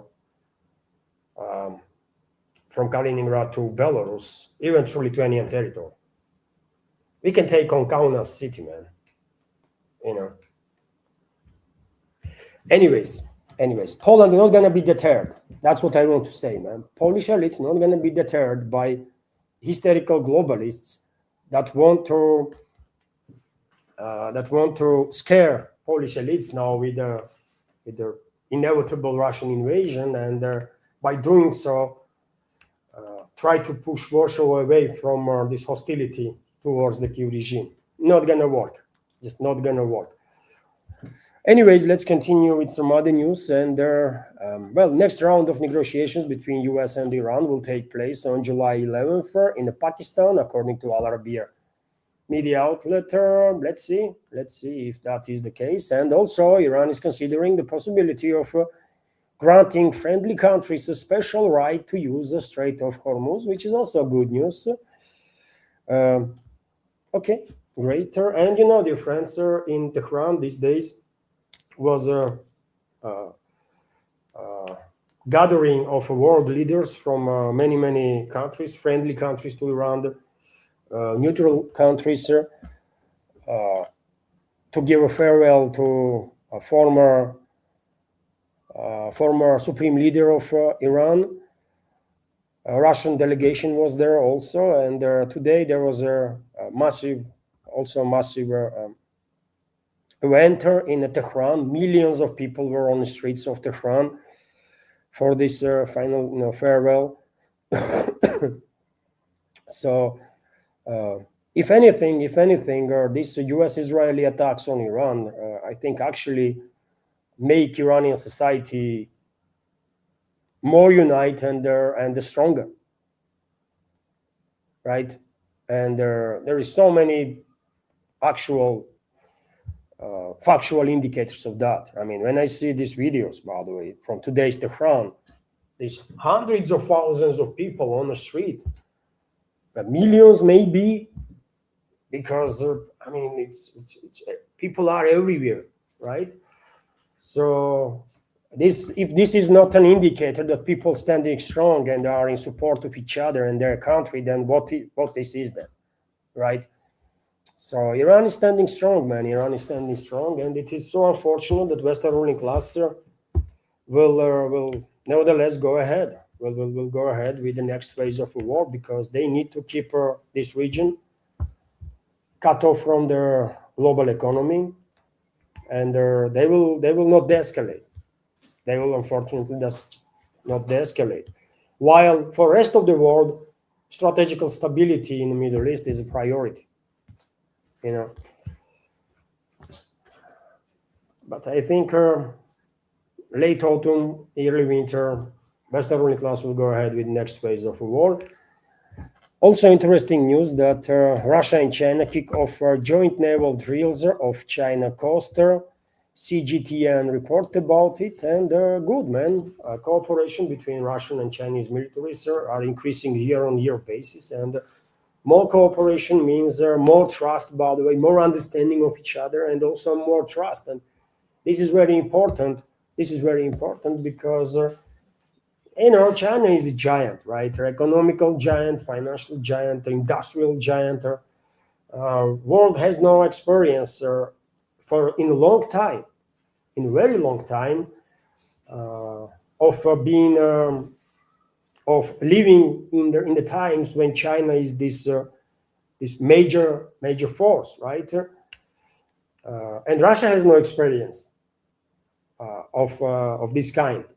China itself don't really has much of experience of being in such a position. Of course, in medieval times, China was, by the way, massive, right? Massive empire. It was the biggest trader partner for dozens of countries all over the place, right? China does has a certain experience of being this important and big, for sure. But even in those medieval times, by the way, I don't think China was this prominent, this big on a global scale. It was a big, but now China is just I mean, without China, there is no global economy. That's how important China is, man. You take out any given country from a global economy, and their economy will survive. If you take China from global economy gonna crash, man. There is no global economy without China, because everything you take, everything you want is one way or another, but links to China. You know, almost everything. And don't tell me about America, by the way. US mostly is a freaking AI, BI, and that kind of IT nonsense, right? They cannot freaking produce even 100 missiles a year. What are you talking about? What US, right? US is a paper tiger for a very long time now, and we cannot even compare industrial capabilities of US and China. It's just like two different universes, man. US is nowhere close to China when it comes to real, actual economy. Not this bullshit on in New York, right? On the Wall Street. Ask American people, by the way, do they really feel that life is getting that better? On the stock markets, prices are only, and stocks are going up and up and up and up, and you only hear, stocks are doing great, so their economy is doing great. You ask ordinary people in America, people are saying, what are you talking about, man? Right? What is going good? Nothing is getting great. If anything, there is a decline in the quality of life. And who gives a fuck about this Wall Street and stocks? It's just a 1% mostly, right? That makes all the buck, while ordinary people, they are just struggling with life on daily basis.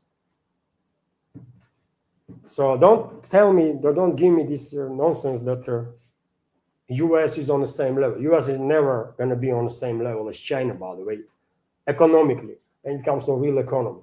When it comes to all sorts of scumbags and their schemes or whatever it is, like Wall Street, I mean, they're only city of London can compete in that BS stuff with Washington, right? With New York, sorry.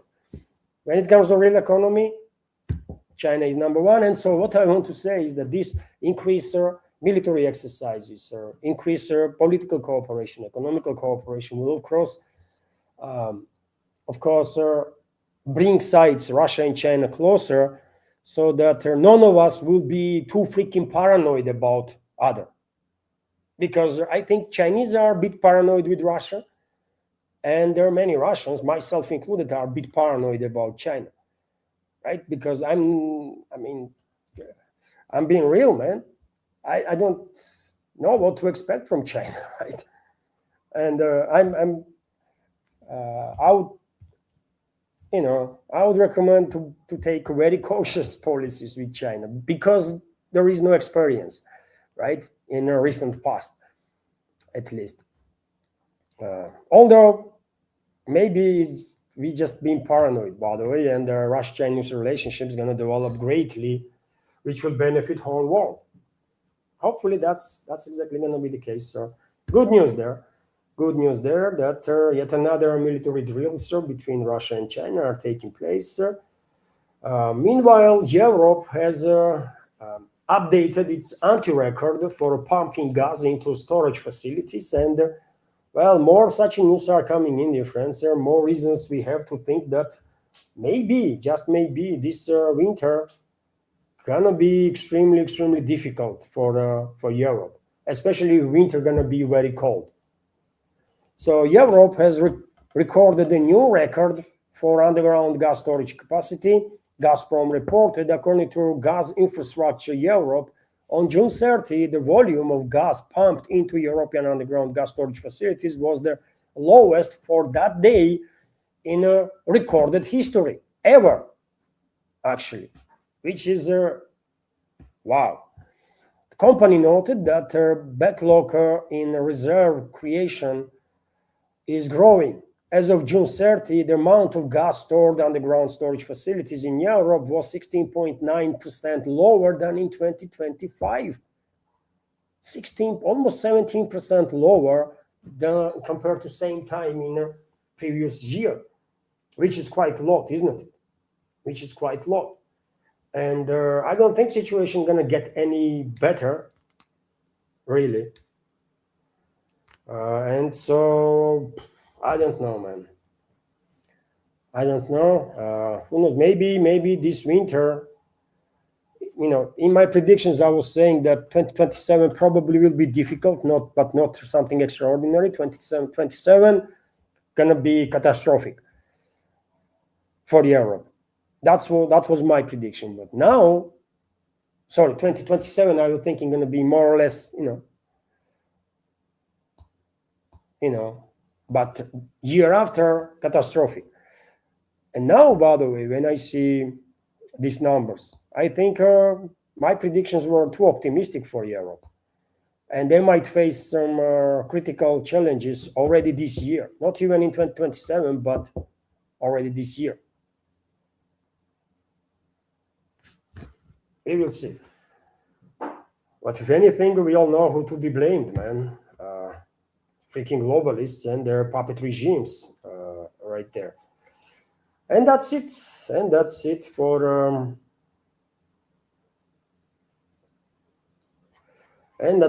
a new segment, dear friends. How long? 1 hour and 22 minutes. Okay. Hopefully you find new segment informative and interesting, dear friends. In that case, please like the video and leave some commentary.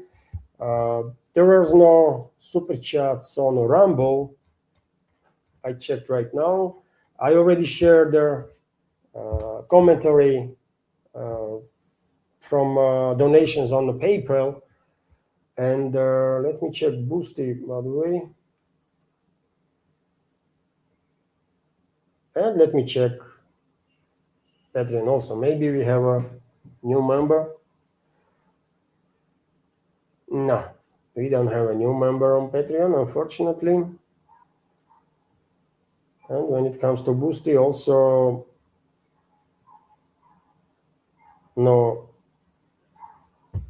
nothing on the Boosty. So therefore, I will scroll, dear friends, through chat now. And if there's going to be any super chat during the stream on the Rumble, of course, I will react on it. If there are going to be any donations through PayPal or Boosty, as I said, donations from Christina, and there was donations from Christina, $50 through PayPal and the commentary. Thank you very much, Christina, once again for your generous donation and the kind words, sir. And there was also a $10 donation from Christopher on PayPal also. Once again, thank you very much, Christopher, for your donation. And let's scroll now through chat. If any super chat or donation through PayPal, Boosty, I will of course highlight this. But meanwhile, let me just scroll, and if there is, oh, you see, I spotted the question straight away. Question from DNIY. Levan, what is Putin's game with Trump? He thinks that they're trying to bribe Trump with economic incentives by making deals. See their invitation of Kushner and Witkoff to Moscow. That's a bad move. I don't know. I find the relationships between Russian president and Western ruling class to be very odd. I don't understand why Russian president is fixated on Western elites on U.S. ruling class that represented by Trump and his administration today. But it's about American ruling class. Am I back? There was a kind of issue with the internet. It looked like. And so I don't know what is their game plan there. In Putin's inner circle, there is several people that lived in America, in US, and are very much pro-American, I guess, Dmitriev being one of them. And maybe influence of these people is such that Russian president is just fixated now on this topic of building some bridges with US. And if he is not receiving alternative opinions from other members of, let's say, his cabinet or other high-ranking officials, if he is not really receiving critical takes that society might have about the current situation, then maybe he thinks, maybe he is in this loop now, right? That he cannot break out of. But he thinks everything he does is good, right? Trump called him, God knows what he promised him, that, oh, they're going to be something positive. You wait, you don't escalate, you do nothing. We will come up with something. And maybe he's just, I don't know, that naive, really, that he trusts him. I don't know, man. I have my explanation. I have my quite strong opinion about Putin and his career and what kind of links he might have with the Western ruling class and since when. And I have my personal takes on the matter. I can express my opinion in a private conversation, right, with my friends and stuff. But publicly, I cannot share what I think actually is going on with Putin, because there is a law adopted here in Russia, which is about insult of officials, right? And if I say what I think about Putin, that can be interpreted as an insult of Russian president and the presidential institution. I might end up in a jail. I might be fined. It's a big fine, by the way. I would not be able to pay. So then I'm going to end up in a jail. So I don't want that. I have strong opinions about the matter. I just cannot share it. And I may only hint slightly, right, sir, what I think is going on. But yet again, man, Putin was serving in a German Democratic Republic as a KGB agent, right? We should go back to their, history bit. And what is known, what is well known, by the way, German Stasi, not just KGB, was quite active in the territory of German Democratic Republic, and from German Democratic Republic, not just KGB was infiltrating Western Germany or other European countries, but also British MI6, American CIA, and the German BMD from Western Germany was also quite active in terms of penetrating Eastern Germany, and they're trying to establish some contacts. I mean, all sides were already active, all sides, right? And who recruited whom during those years, by the way, is anybody's guess, right? Is anybody's guess, man. And yeah, that's all I will say, really. So I don't know what's going on in Putin's mindset, by the way, what he wants to achieve. He is the weakest link. And I think many people here in Russia are sick and tired of Putin, honestly. Patriotic people, by the way, I'm talking about. I'm not talking about some pro-Western so-called liberals and their neoliberal fascist creatures that mostly run away from Russia and are now trying to sabotage Russia from their West while being paid by Western security services. I'm talking about patriotic part of society here in Russia. Very many patriots, by the way, are sick and tired of Putin, his restraint policy, and with his inner circle and everything else, man. And you can see it. I mean, just check out Russian segment of internet, by the way. Whenever there is anything about Putin or his people, it's in comment section. You go in the comment section, by the way, you're gonna be shocked how tired people are, man, of this, of everything that is related lately since the beginning of special military operation with this group of elderly people. I myself is elderly, right? I'm 50, but I mean, Putin is like 73, 74. I don't know, man. He's older, right? And yeah. Some people are sharp in 70 and some people are not. And some people might be sharp, but there is certain circumstances that force them to act in certain ways. And it's up to everybody to think what's going on, man. It's obviously not normal when U.S. leadership is engaged in a direct killing of the Russian citizens, and Russian president calls American president and no, he didn't call him. Okay, Trump called him this time around. Previous call from Putin. So it's not normal when Russian president communicates with their American president and acts like they are friends or something, right? They are not friends. This creature, Trump, is personally guilty of death of thousands of Russian citizens, right? And the Russian president should not ever allow a picture to be painted as if he is somewhat friendly towards Russian enemy. And he clearly even tries to paint exactly that picture, that he is all about friendliness and cooperation with Americans. And yet again, dear friends, I'm not against cooperation between Russia and US, right?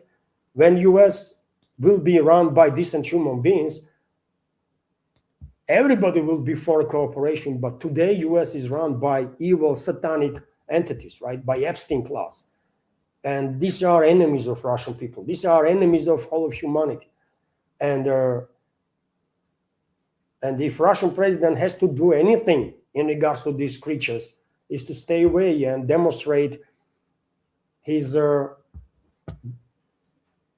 how much he despises American ruling class and the European ruling class, because that's the right way to go, right? What Russian president does, it's I don't know, man. I don't know. I just don't know, man. Right? As I said, I have my strong opinions, and I think Putin is acting in this way because this is the only way he can act. If he acts any other way, then something might happen. That's what I think.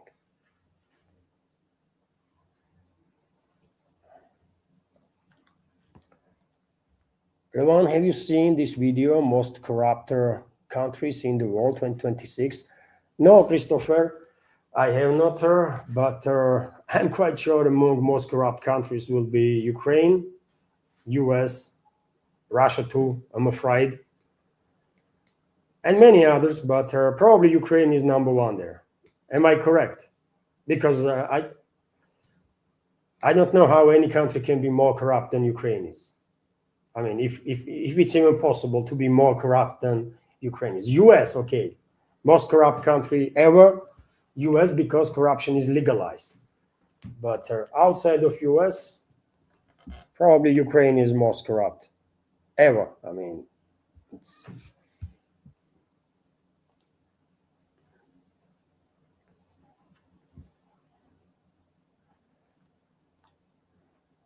Let's scroll. I spotted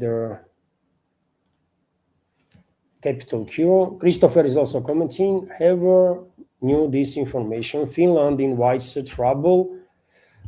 Galibaffer assassination attempt. Zelensky versus Zaluzhny. You are sharing headlines, sir. When it comes to Finland, well, Finnish authorities approved their deployment of nuclear weapons. on their territory, and their Baltic Chihuahuas, by the way, Latvia, Lithuania, Estonia, they want to do the same. Probably they will do the same, right? And well, on behalf of Finland, that was mistake. That was big mistake, by the way, right? What they did there, because they invited, while making this decision, they are inviting Russian nuclear warheads, because if until that decision, Russian nuclear warheads were not targeting Finnish territory. Now,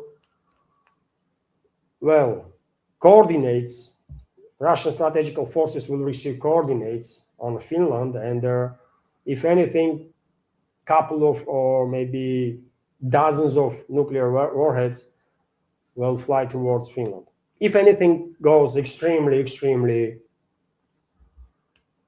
sideways, right? It's mistake on behalf of Finnish leadership. But yet again, it's a globalist, right? Finland is politically captured by globalists, so therefore, obviously, these globalist puppets don't care what is their actual national interests of the Finnish people. They just simply don't care. Because I'm quite sure Finnish people don't really want to be target of Russian nuclear warheads. So therefore, I don't think Finnish people, majority, will applaud decision to bring in nuclear weapons from France or from US. But they were not asked. No one is asking people anything nowadays. When it comes to these other topics, Galibaf assassination attempt. Well, I reported about it day before yesterday, isn't it? That according to reports, according to emerging information, Israel was planning to assassinate Iranian negotiators, that is a Galibaf, Speaker of the Parliament, and also Abbas Araghchi, Foreign Minister, and also allegedly Israeli Secret Services wanted to assassinate Israeli leadership, wanted to assassinate Pakistani mediators too. And rumors are that Islamabad sent a strong message to Israeli leadership that if anything happens to Pakistani negotiators or the Pakistani leadership, they're gonna nuke Israel. Now, publicly, no one has said anything like that from Pakistani officials. But rumors are that that's exactly what Islamabad allegedly did. That they sent a message to Israel that if any of their officials gonna be assassinated, Pakistani forces will nuke Israel. Maybe true, maybe not, I don't know. And when it comes to third point that you made, third headline, Zelensky versus Zaluzhny, yes, the reports are that Zaluzhny, in his face to Zelensky, said, while being asked that he will run for president, for presidential office when elections will be held. But question is when elections will be held in Ukraine. Zelensky yesterday, day before yesterday, said, isn't it, that there are going to be no elections in 2026. So Zaluzhny, yes, he is considered to be a replacement of Zelensky. Zaluzhny is a British candidate, British Manchurian candidate, by the way. Washington has different candidates in mind, American ruling class, but as of now, looks like Zaluzhny is been leading this competition among puppets of Washington and London. Also.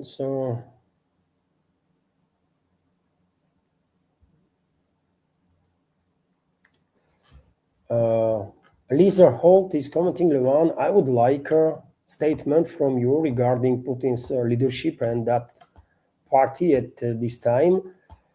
I think I already make myself quite clear what I think about Putin and his inner circle. I'm critical, very critical, and yeah. Yet again, if I will say everything that I think about Putin, I'll be fine. Maybe, if someone will then tell police that there is this citizen, Levan Gudadze, who is in a public broadcast, says certain stuff about Putin, well, there's going to be investigation against me. I'm going to be fined. big time, I would not be able to pay, by the way, fine, because it's in the hundreds of thousands of rubles, I believe. So there's no way I'm going to be able to pay fine. And so eventually I will end up in freaking jail. So therefore, better if I keep my mouth shut about what specifically I think is going on with the Putin and his connections with, So I think he's the weakest link. That's I can say this, right? He's the weakest link. He and his people are weakest link here in Russia. And very many people, by the way, former diehard Putin supporters are sick and tired of him. Really, really, man. I know those people personally, right? That were diehard Putin supporters, even like 2-3 years ago, but now they don't even want to hear about Putin anything.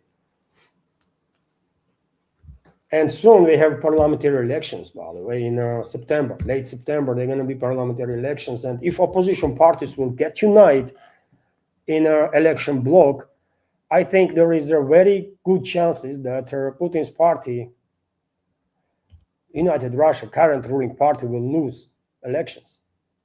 If opposition parties will not unite, parliamentary opposition parties, if they will decide that they're going to go on separately on elections, in that case, I'm afraid Putin's party going to maintain majority, because system is working like that. Whichever party will have most votes, that party will also have their candidates from that party will have most of their candidates from a political party list. And also, if you keep in mind that most of the governors are from United Russia Party, then majority candidates, probably significant portion of them, will be also from United Russia, that will have better chances to win the elections, right? System is in favor of a ruling party. Everywhere, by the way, this is not something specific to Russia. System is always favorable for a ruling party. That's how systems work, right? And the only way United Russia Party can be beaten in elections is if parliamentary opposition parties will get united. But as of now, I don't think they are even considering such a scenario. Freaking idiots, man. Right? That's all I can say. If they go separately, I would not even go on elections to vote, man, because separately, none of them going to be in a position to beat ruling party. None of them, right? Separate ratings of them are less than ruling party. If they unite, they can beat ruling party.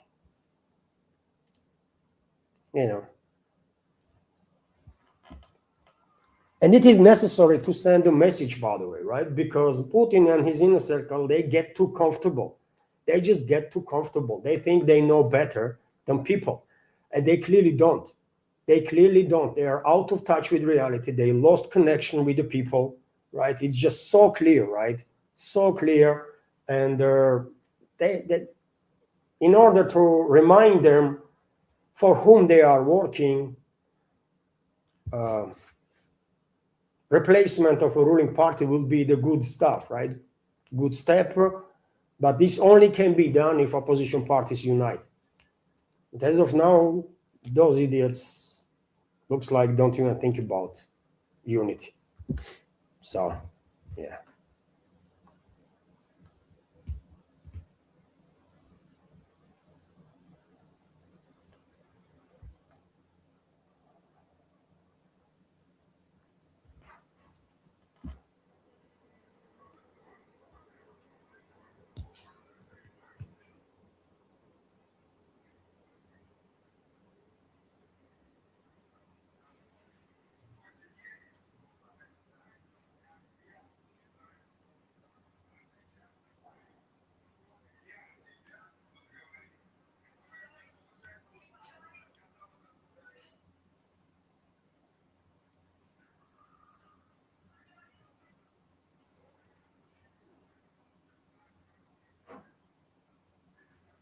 NSPK commenting again, if the West and Ukraine followed the Minsk II Accord, this whole affair would never have happened. And therefore, new Eastern republics would still be Ukrainian territory. Yes, absolutely. Absolutely. I mean, you are spot on. But point is that neither Minsk One, neither Minsk Two was ever considered by Western ruling class as something serious. They used both agreements to basically fool Russia, to fool Russian leadership, and Putin acknowledged this, right? On several occasions, he acknowledged that that's what happened. And given the fact that he has this experience of communication with the Western ruling class, why would ever he will think that this time around Western ruling class going to be like more honest or more decent? I don't know. I don't know, man. I mean, his relationships with the West is a very strange one, unhealthy and a strange one. To me personally, I mean, yet again, we are sharing our personal opinions, isn't it? So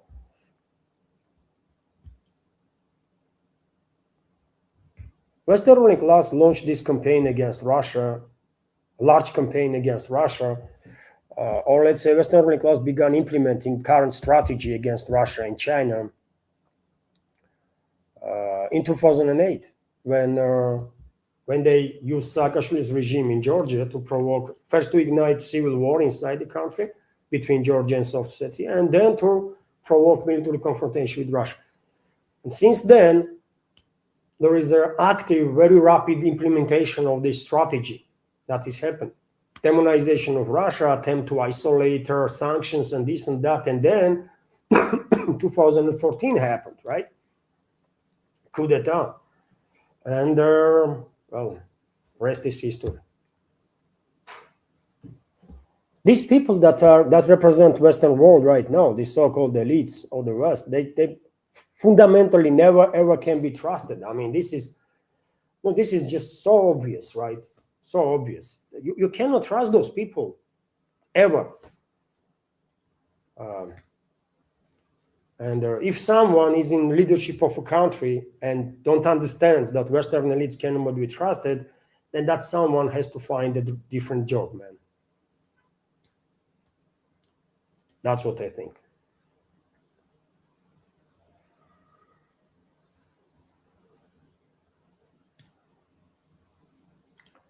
Nidish Kumar is commenting, one fresh assault on Mali has begun. Today happened something. I have not seen updates on that.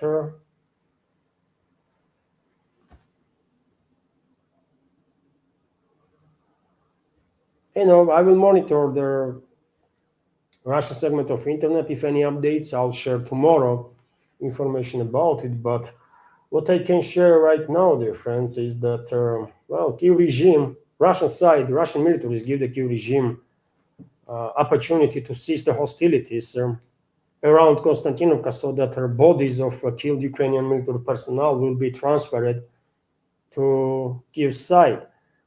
And Russian side said that from 12 p.m. to 6 p.m. today, this temporary ceasefire can be reached around Konstantinovka so that body can be collected of killed military personnel of Kiev regime's forces. And right now, media is reporting that Zelensky's regime refused. Zelensky's regime refused to this temporary ceasefire. They refused basically to take back bodies of their killed military personnel. And by the way, when it comes to battle for Konstantinovka, according to reports, originally garrison of city was 15,000, and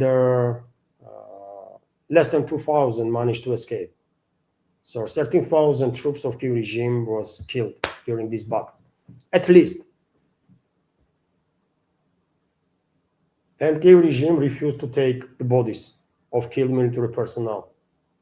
Right now, Russian media is reporting about it.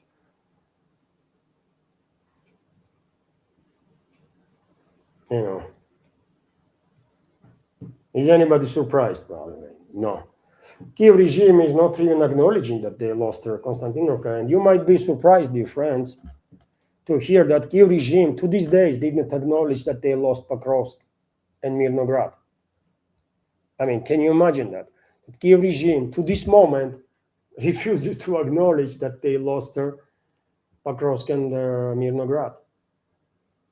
So probably they will never ever acknowledge that they lost Konstantinovka or Liman, which is also, I'm 100% convinced, 99%, let's say, convinced Liman is also under Russian control for at least a week now. And I think either tomorrow or right before this NATO summit will take off on 7th of June, Russian Defense Ministry probably will announce that, yeah, Liman is liberated too now. You know.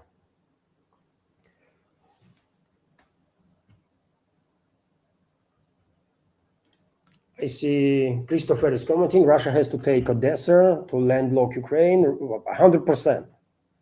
There can be no doubts about it. And at this point, I think Russia will take everything with the exception of Western Ukraine.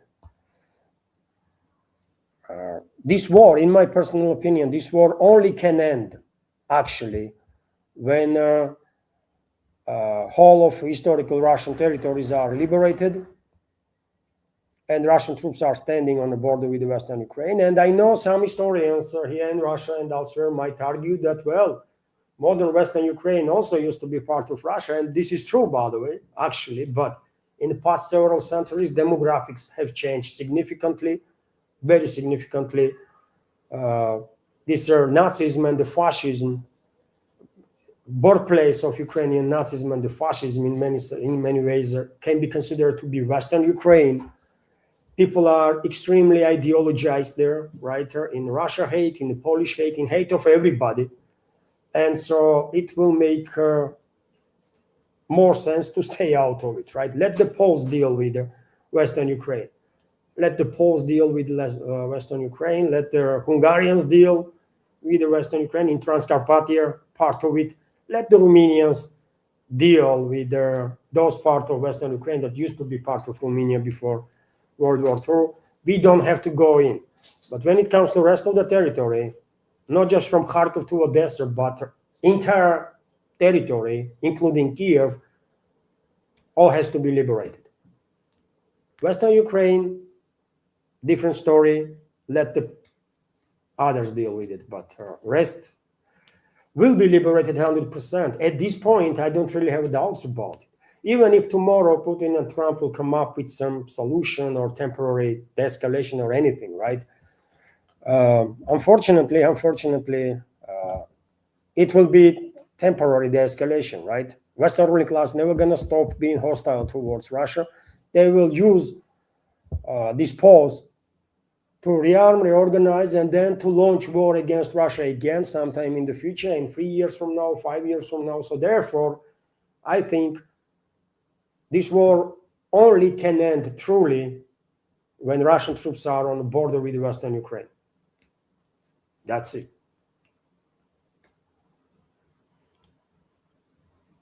And it will happen. I think it will happen.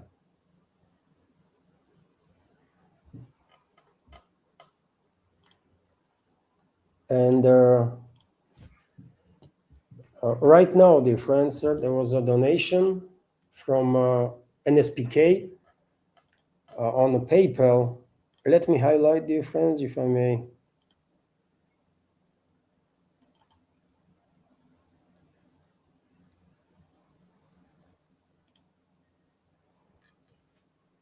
Thank you very much, NSPK, for a $10 donation through PayPal. And a comment from NSPK is a little help with the fundraiser from NSPK 77. Thank you very much.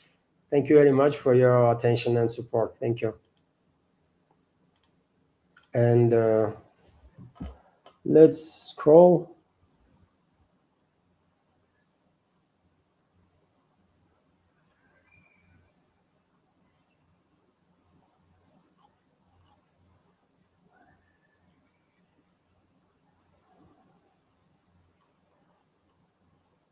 And you know what is also, I mean, something that I noticed, dear friends, there are times when people are getting upset on me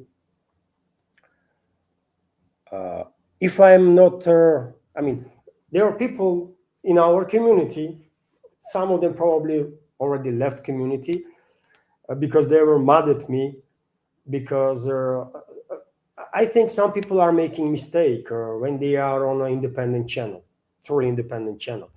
Many people have this attitude that they want to hear what they want to hear, right? What they think themselves or what they like to hear. But if they hear something that goes not that did, that not, does not goes along their own takes or ideas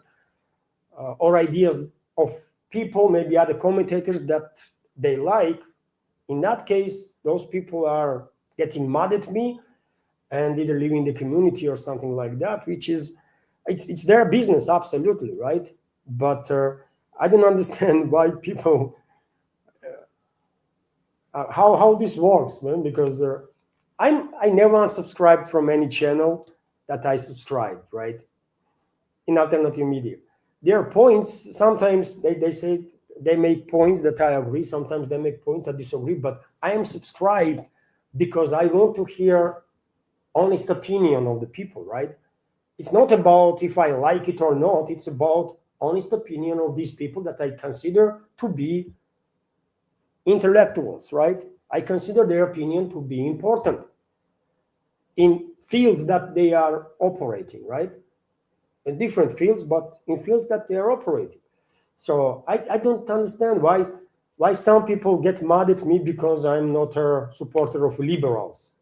Some people get mad at me because I'm not a supporter of conservatives. Some people are mad at me because I'm not a supporter of Putin or Trump or this or that. For God's sake, I never said that I'm going to be a supporter of anybody, with the exception of my own people, right? That's it, man. All I ever said is I have a pro-Russian views, pro-Russian takes, as I see it, right? But it does not mean that I'm going to act as a freaking, I don't know, man, activist for anybody, right? Because I'm not. But some people dislike this honest attitude, right? Honest approach that, I'll share my take, I'll share news, I give you a comment, let's have a discussion. Some people, unfortunately, don't really understand how alternative media or truly independent media should operate. It's not about what people would like. It's about what you actually think, right? If your education experience is good enough, then more often than not, your judgment is going to be correct. And if your education and their experience are not good enough, then more often than not, your judgment is going to be mistaken. And then based on that results, people will decide. That's how it should supposed to be, right? But some people don't like this. If some people criticize me for being critical of Israel. Some people criticize. I don't know, man. I don't know. And you know what? Even though I've been attacked for my takes quite often, I don't see same attacks happening on other channels, man. How is that possible? I don't know. Anyways, Nitish Kumar is commenting, Levana, they are blaming entire earthquake on Hugo Chavez and their housing schemes. In Venezuela, you mean Washington or current regime in Caracas in Venezuela? I mean, buildings collapsed in ways that they should not, right? Standards of building in Venezuela clearly was not sufficient enough. I mean, whoever was responsible for that, I don't know. But when entire high-rise apartment building collapses, is if it was a mined and detonated, right? When it's a free fall of the building, it clearly indicates that there was a constructional errors in building, and their standards were very poor, very low. I think this is true in regards to Venezuela, and I'm afraid in regards to many other countries. But who to blame for this? I have no freaking idea. And I mean, earthquake definitely cannot be blamed on anybody. Earthquake is an earthquake, but if standards were higher, probably there would be less casualties. And casualty numbers already reaching 3,000. And I'm afraid this number will continue to grow. That's a number of people that died as a result of earthquake, as a result of tragedy, and about 20,000 people being injured. Tens of thousands are still missing. It's a tragedy that is going on there, of course.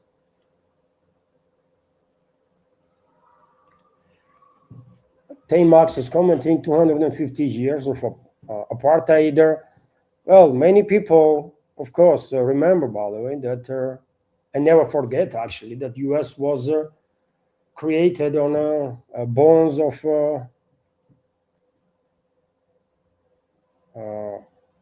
locals, right?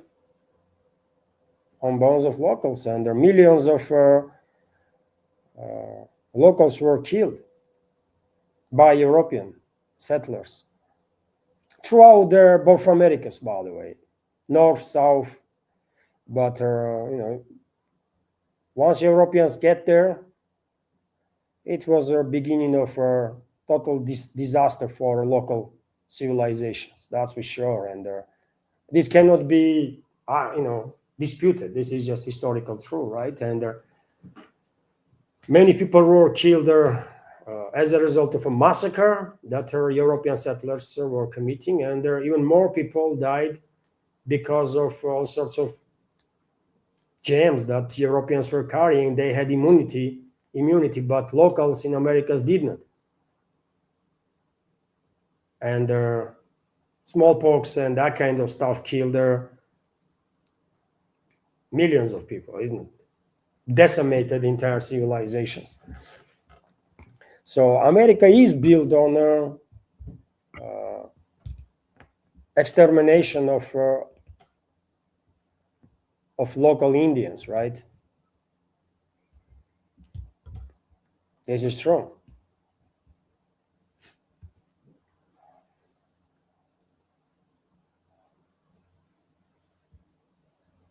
It's a very bloody history, man, when it comes to US. Very bloody history.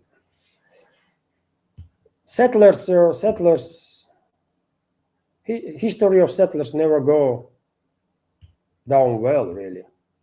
Right? Take a look at Australia. Australia was originally British Empire was using for all sorts of criminals, isn't it? A lot of criminals were sent there, but eventually these European settlers, what they did, they almost completely exterminated local people in Australia, and very few remains to nowadays. Correct? In New Zealand, maybe on a lesser scale, but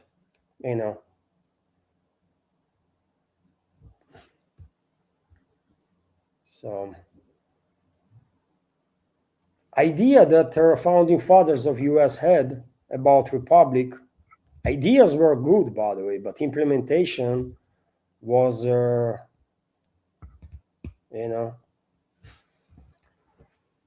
one should keep in mind that twice Russia helped US to survive this young republic. Once young republic was first, Russia helped US while fighting for independence from British Empire.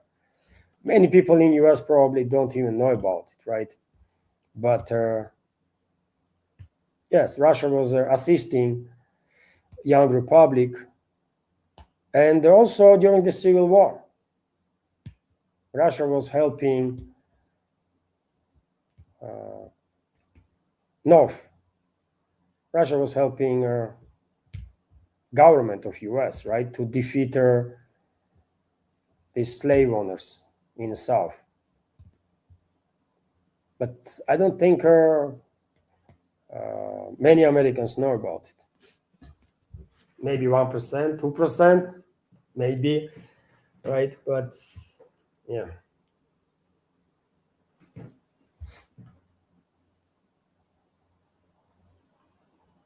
But Russia was helping already established republics. Russia obviously never helped Americans to commit genocides or for anybody, right? Let's make that clear, by the way. You know.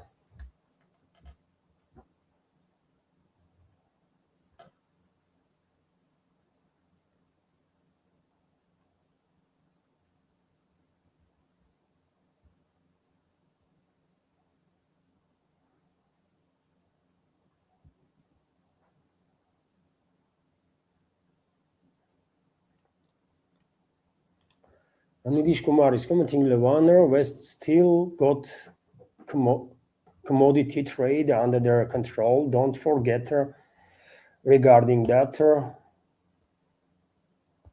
West has control over everything, practically.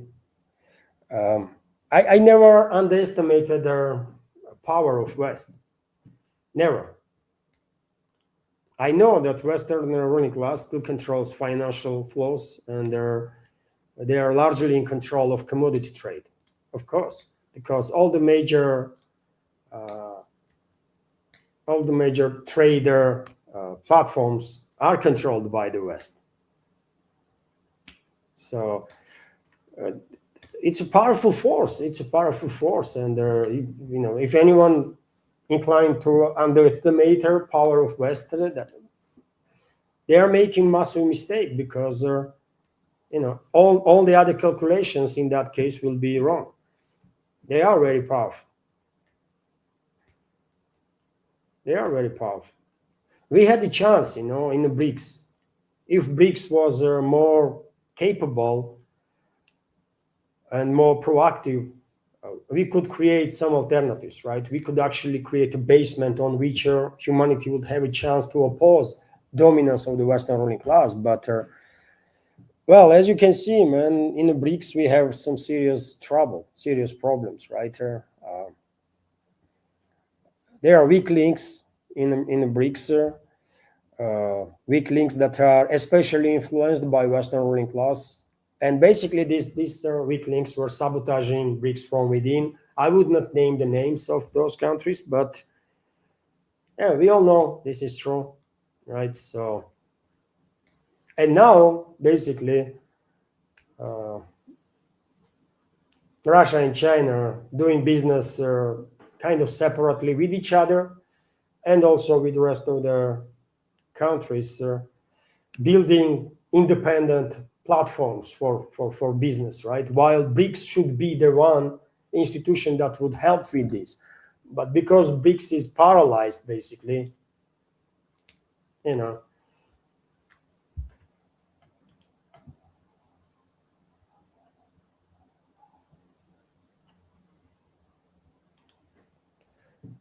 Christopher is commenting, how come Stanislav has 66,000 while you only have 37,000? Well, good for Stanislav. His channel, he has a guest, right? My channel is in shadow ban. His channel may not be in shadow ban. His English is much better than mine, right? He's a former military officer of US, right? He has a guest. He is invited on many different channels, and he is inviting many people on his channel. So he has every reason. There is every reason to think that this is absolutely justified, that he has a bigger channel than I do, and if anything, his channel should be bigger. I will argue that if anything, his channel should be bigger. But at least YouTube allow him to grow up to almost 70,000. So hopefully he will reach 100,000 before end of this summer. All good, man. All good. My channel is in shadow ban, in such shadow ban that I honestly, at this point, even want my channel to be blocked on YouTube, so that in that case, I will fully focus on Rumble. I I said a few days ago that maybe from Monday I will stop making live streams on YouTube and fully focus on Rumble. Live streams will be on Rumble, and then short videos from live stream on YouTube, right? Maybe on Sundays, combined community chat as it is today, like today. And Anna told me that this would not be a good idea because many members on YouTube may find it too inconvenience to move on Rumble for my programs. And yeah, okay, then I'm kind of stuck in this situation, right? When my channel is not growing for 2 years now, by the way, since Israeli aggression against the Palestinian people, and since I become a very direct,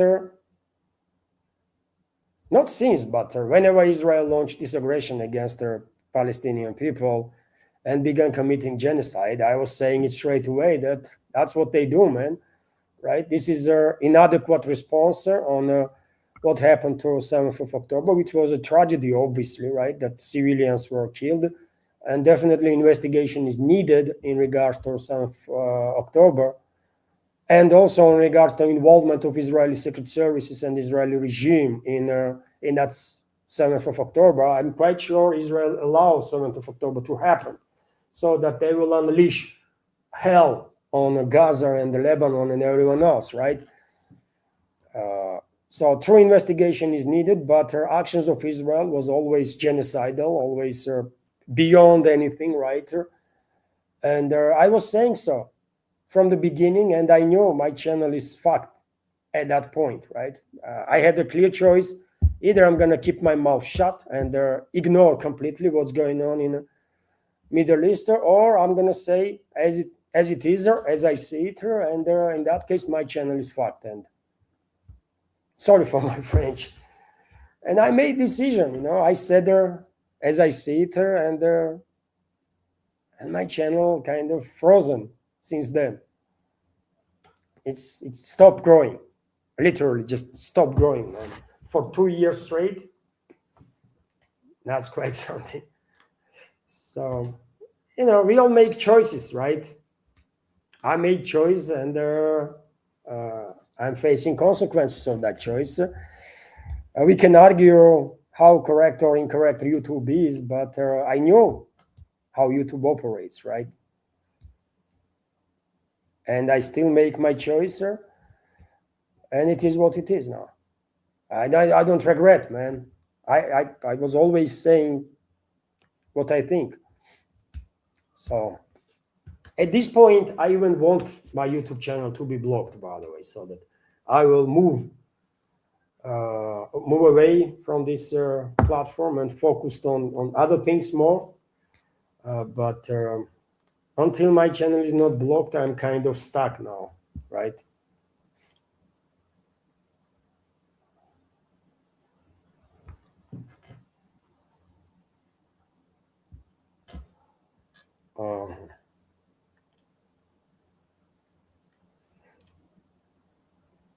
There was a donation, dear friends, right now. 2 donations right now through PayPal.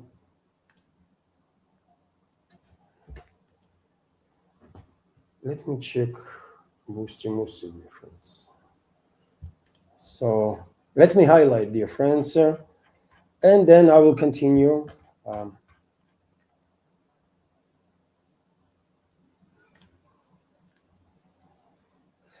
So that's what I think, Christopher, and all I can say is good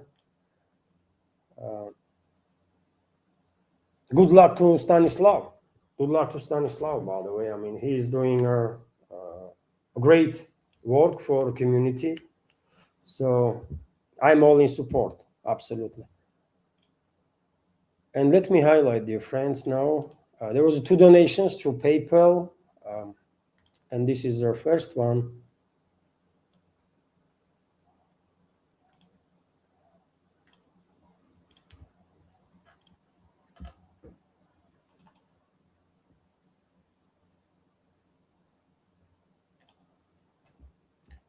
So thank you very much, Mark, for your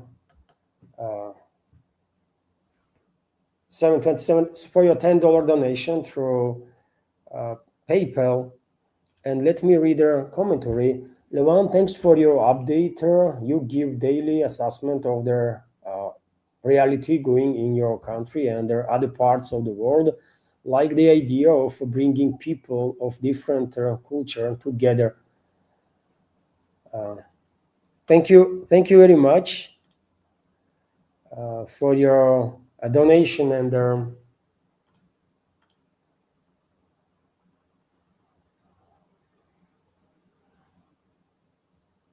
for your donation and the commentary. Thank you very much, Mark. And also there was a donation through PayPal. I think I copied correctly. So thank you very much, Pedro, for your $11 donations on PayPal. And Pedro is commenting, great reporting, Luana. I was watching this propaganda piece and I think you will enjoy it also. YouTube blocks my comments most of the time or even later them, so better here. Much love from Spain. Well, sorry to hear, Pedro, that your comments are deleted. My comments are deleted by YouTube on my own channel. And you know what kind of comments? When it's greetings. Hello, everyone. Have a nice day. When you are shadow banned, I don't know what's going on with the algorithm, but quite often, you know, I'm reading comments, isn't it? And when I'm responding, quite often my response are deleted. It's just ordinary response, by the way, nothing extraordinary, but YouTube deletes the comments. That's what they do. That's just what they do, man. So sorry to hear that your comments been deleted. Probably you are shadow banned too. Your account is in shadow ban. And thank you for your kind words in regards to my programs. When it comes to Western propaganda or propaganda of Western media outlets, thanks God we have enough alternative sources of information to know better. But unfortunately, all the alternative media combined together probably has less reach than anyone of big names in Western propaganda. So therefore, clearly there is a long way to go, isn't it? And unfortunately, even big names in alternative media, I can see that even big names that are from the West, right? Probably for the administration of YouTube, it is more difficult to block or shadow ban Western channels, right? Channels that are from the Western countries. But nevertheless, they are using certain tricks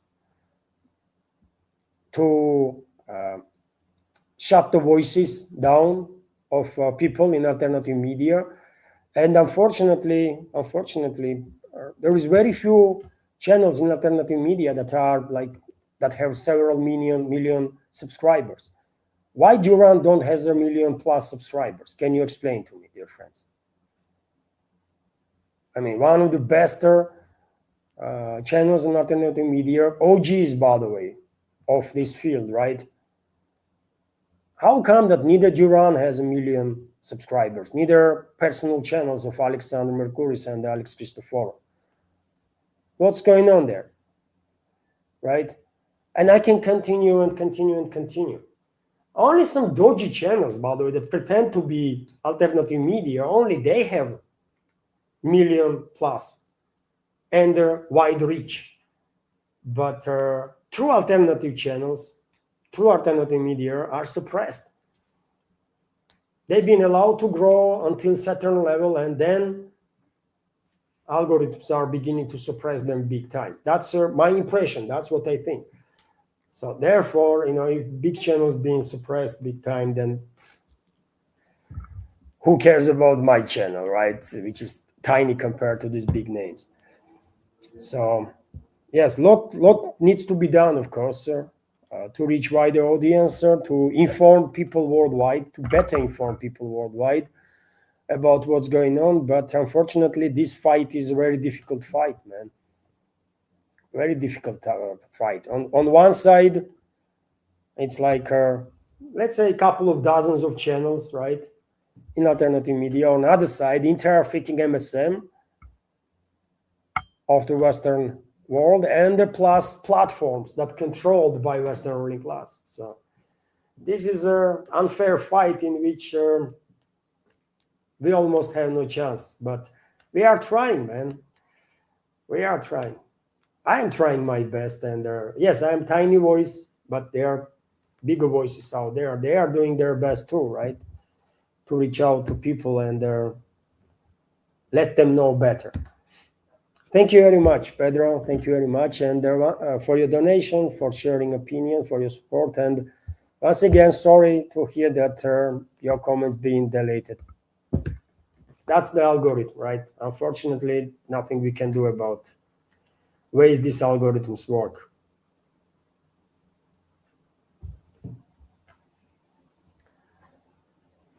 Let's scroll.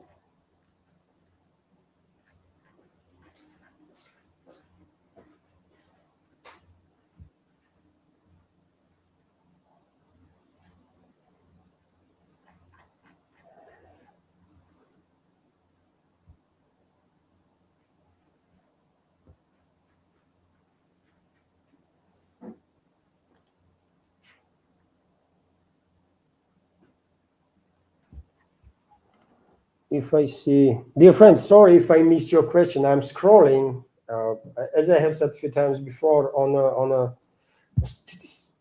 StreamYard, from which I'm streaming on both channels on YouTube and Rumble. There is a window on the right side, and I can see comments from both channels in this window from YouTube and Rumble. And when I'm scrolling fast, I might miss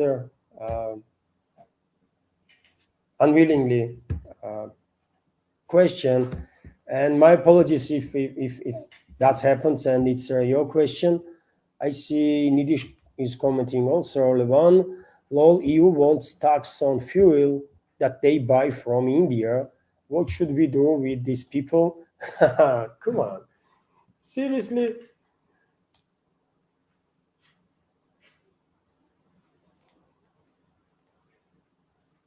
I don't know. Try to make sense of this, man. They want tax on the fuel that they buy from India. I don't know. Your EU leadership is. It is difficult to believe that they are that stupid, really. I mean, after all, they do have some education, right? But maybe because of indoctrination of certain ideologies, they are losing rationality or something, because they cannot be that stupid, or can be. I don't know. But they are literally destroying livelihoods of their own people. They are literally destroying economies of their own countries. And if you take a look at them, I mean, they look quite like happy, you know. They think they're kind of proud of themselves, which is like crazy, isn't it? But I don't know, man. I have said many times before, best way to deal with the Western ruling class right now is to ignore it, to stay away as much as you can, because these are crazy people, man. All we can, I mean, best we can in the rest of the world is to encourage societies in Western countries to reclaim their own country, their own future, their own destiny, right? If Western societies will manage to regain control over their countries, in that case, decent human beings gonna end up in a position of power, correct? Otherwise, Western societies, many people in Western societies will see no other way but to emigrate, and they are welcome here, by the way, in Russia. it's my personal opinion, but I think many people here in Russia are on the same page. We need more people, and well, Europe is done, man.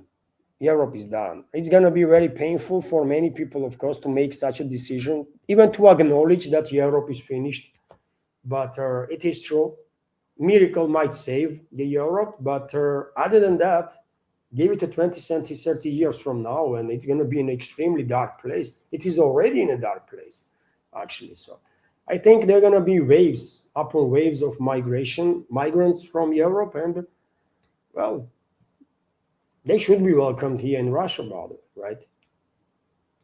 They will be welcomed, I'm quite sure about it. And maybe tens of millions of people will come here in next 20 to 30 years. You never know. You never know, you know.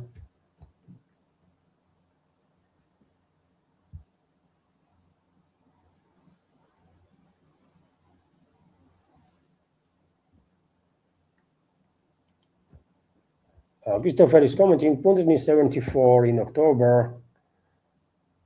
He's 17-year older than me. 74, okay. He's 20 year older than me, right? 20. I'm 48, 49 almost. So he's 26 year older than me. Am I counting? This live stream is already 2.5 hours, so maybe I'm too tired already. Yeah, 74 years, it's nothing really, right? It's not that much.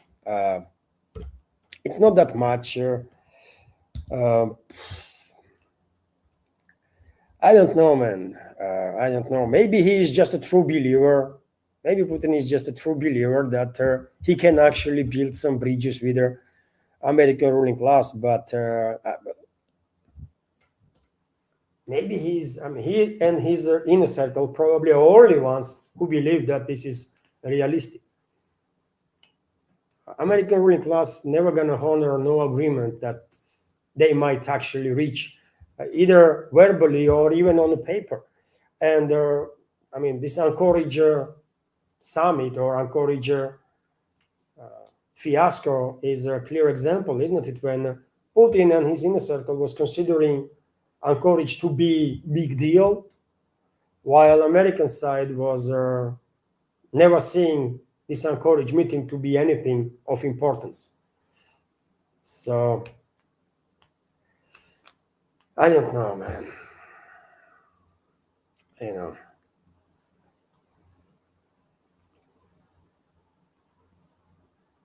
Lately, number of experts here in Russia are kind of hinting that maybe Putin had enough. Maybe he actually had enough, and maybe he will make some changes in his currently standing restraint policies in regards to collective West. But I don't know. I mean, we just have to see if this is going to happen or not.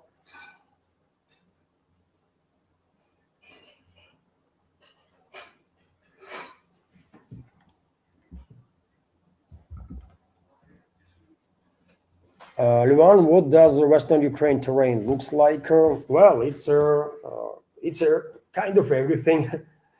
It's a mountainous area, of course. It's a Karpat Mountains, isn't it? And Transcarpathia region that most likely will be reclaimed by Hungary is literally, Transcarpathia. It says it all. It's in its name, isn't it? It's a mountainous area.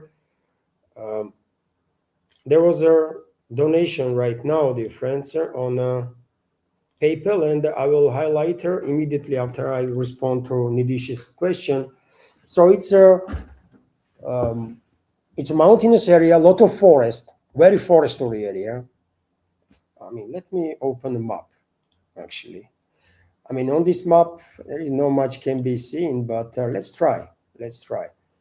So that's the Western Ukraine. It's you can see it's a lot of forestry. This is Transcarpathia area, for example.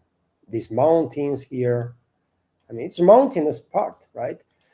a lot of mountains, a lot of forest. There is also a lot of fields that gonna be great for agriculture, right? A lot of fields, by the way. I mean, just look. It's quite rich soil. Quite rich soil may not be as good as Chernozem in eastern Ukraine, western Russia, southern Russia, but nevertheless, it's a great agricultural potential. Also, some minerals, a lot of minerals, right? It's a forestry, it's a mountainous area. It's a rich place.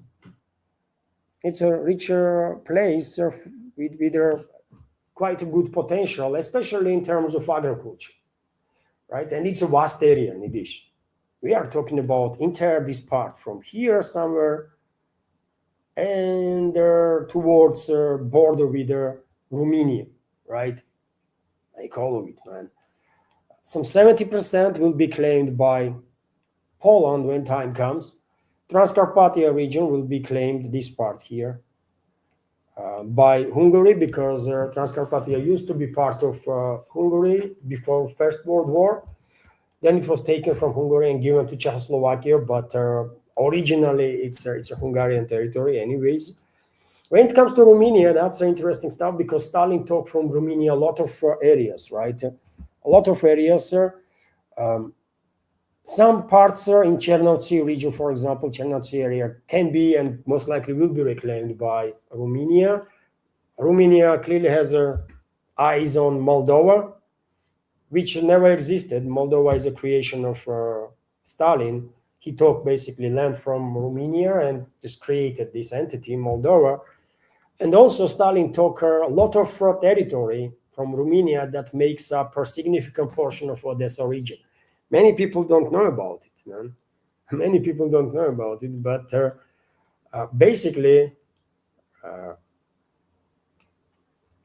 most of Odessa region, especially in the coastal line areas, was Romania, and was taken from Romania and given to Odessa region, given to Soviet Ukraine, and become a part of Odessa region.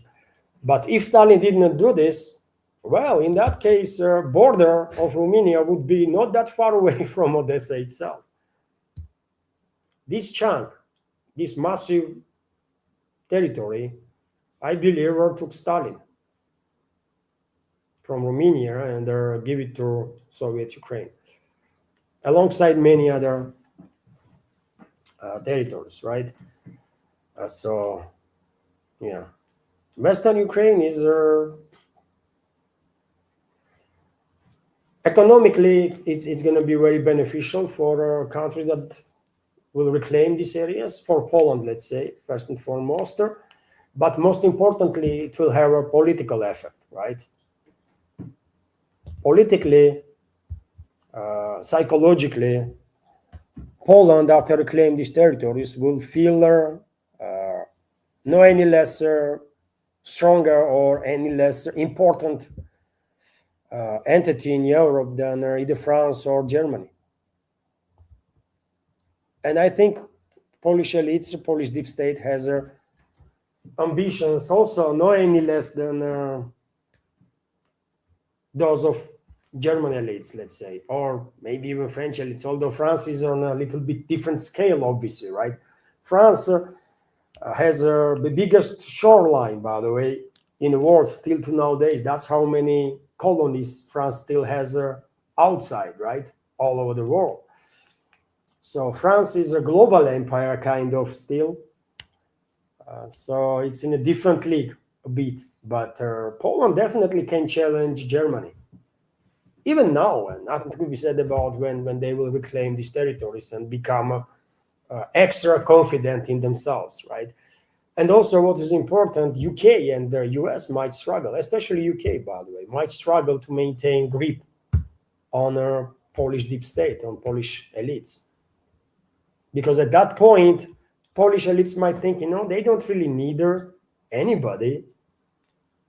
So they don't really have to be like proxies of London or something. They can deal with situations on their own. So we will see.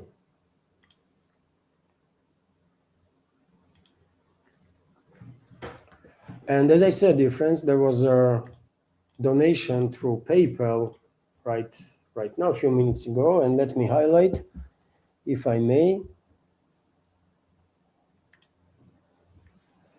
Thank you very much, Patrick, for $20 donations through PayPal. And Patrick is commenting, keep up the good work, my friend. You are doing a fine job, you and your family. Stay safe. Thank you very much for your kind words, sir. Attention and support, Patrick. Thank you very much. Thank you. And let's continue. Let's continue with the community chat. I will continue to scroll, dear friends, there.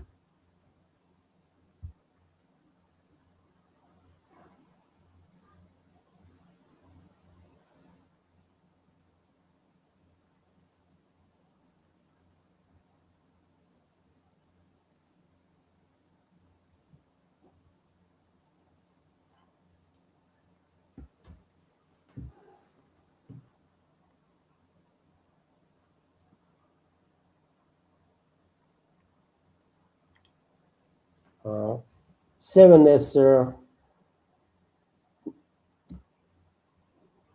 Sword Mary, Seven Sword Mary. Am I reading correctly? Apologies if I'm not. Is commenting Venezuela earthquakes are from Exxon and the Chevron fracking. Venezuela tar sand oil. Well, this is a subject that I don't really know much about. Fracking is devastating for ground, that's for sure, for nature. That's 100% proved. After all, I have seen videos, by the way, when in US, in areas where fracking is done to take out oil or the gas from the ground, you open top, and with water, with the top water, there is so much natural gas that you bring lighter next to it and it ignites. So hardly anybody can doubt that fracking is extremely devastating for the nature and poisonous for the ground, due to all chemicals that these companies are using during this hydro blasts, right? That creates cracks in the ground, and so yes, it is devastating for nature. I don't know how much they can influence earthquake. I know there were reports that in areas where fracking is done due to these hydro explosions, earthquakes being noticed more often. And I also don't know how extensively fracking was used in Venezuela. I don't think in Venezuela fracking was used that much. Maybe I'm wrong, but I think in Venezuela it's a traditional oil rigs, right? And specifics of Venezuelan oil is that it's very deep in the ground. It's very deep in the ground. In some cases, maybe 2-3 kilometers deep, right? So it's I don't know if fracking will be useful in such circumstances. If oil field is actually very oil basin is that deep in the ground, but yet again, I'm not expert in oil. Also, therefore, I don't know. Fracking is devastating for sure, but I don't know if it has anything to do with the earthquake in Venezuela. We are living on a planet where these tectonic plates constantly moving, isn't it? And earthquakes are something that just happens because of this movement of the tectonic plates or the magma, right? So friction between plates, one plate goes up, another down. At some point, they're going to stack on each other, pressure mounts, and at some point, just a little crack, and there's tremendous volume of energy that is released there. And if it's under the water, it's a massive tsunami can be created there. If it's under the ground, then devastating earthquakes also happening. Christopher is commenting, do you know that Pepe Escobar called Witkoff and Jared Kushner Twiddle Doom and Twiddle D? No, I don't, but maybe I missed. I watch Pepe Escobar whenever he's. I watched literally yesterday or day before he was on Judge Napolitano, isn't it? But I missed that. Well, this Jared Kushner and Witkoff, Steve Witkoff, these are, of course, quite specific individuals. Witkoff at least has official status as a representative of Trump, aide of Trump. But Kushner does not even has any status. He's just son-in-law of Trump, and he's moving around the world as if he represents United States, while he does not. He has no mandate to talk under name of US, right? But that's the crazy times that we are living in, isn't it? That's just crazy times that we are living in. So.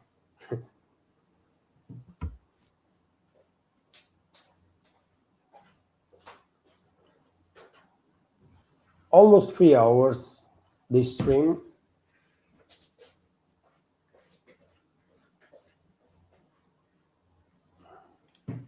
Nidish is commenting, Levan, do you think Russia must throw out their second strike and come on to first strike as Finland and their Baltics are so eager to host their weapons of mass destruction? Well, when it comes to Russia-Europe relationships,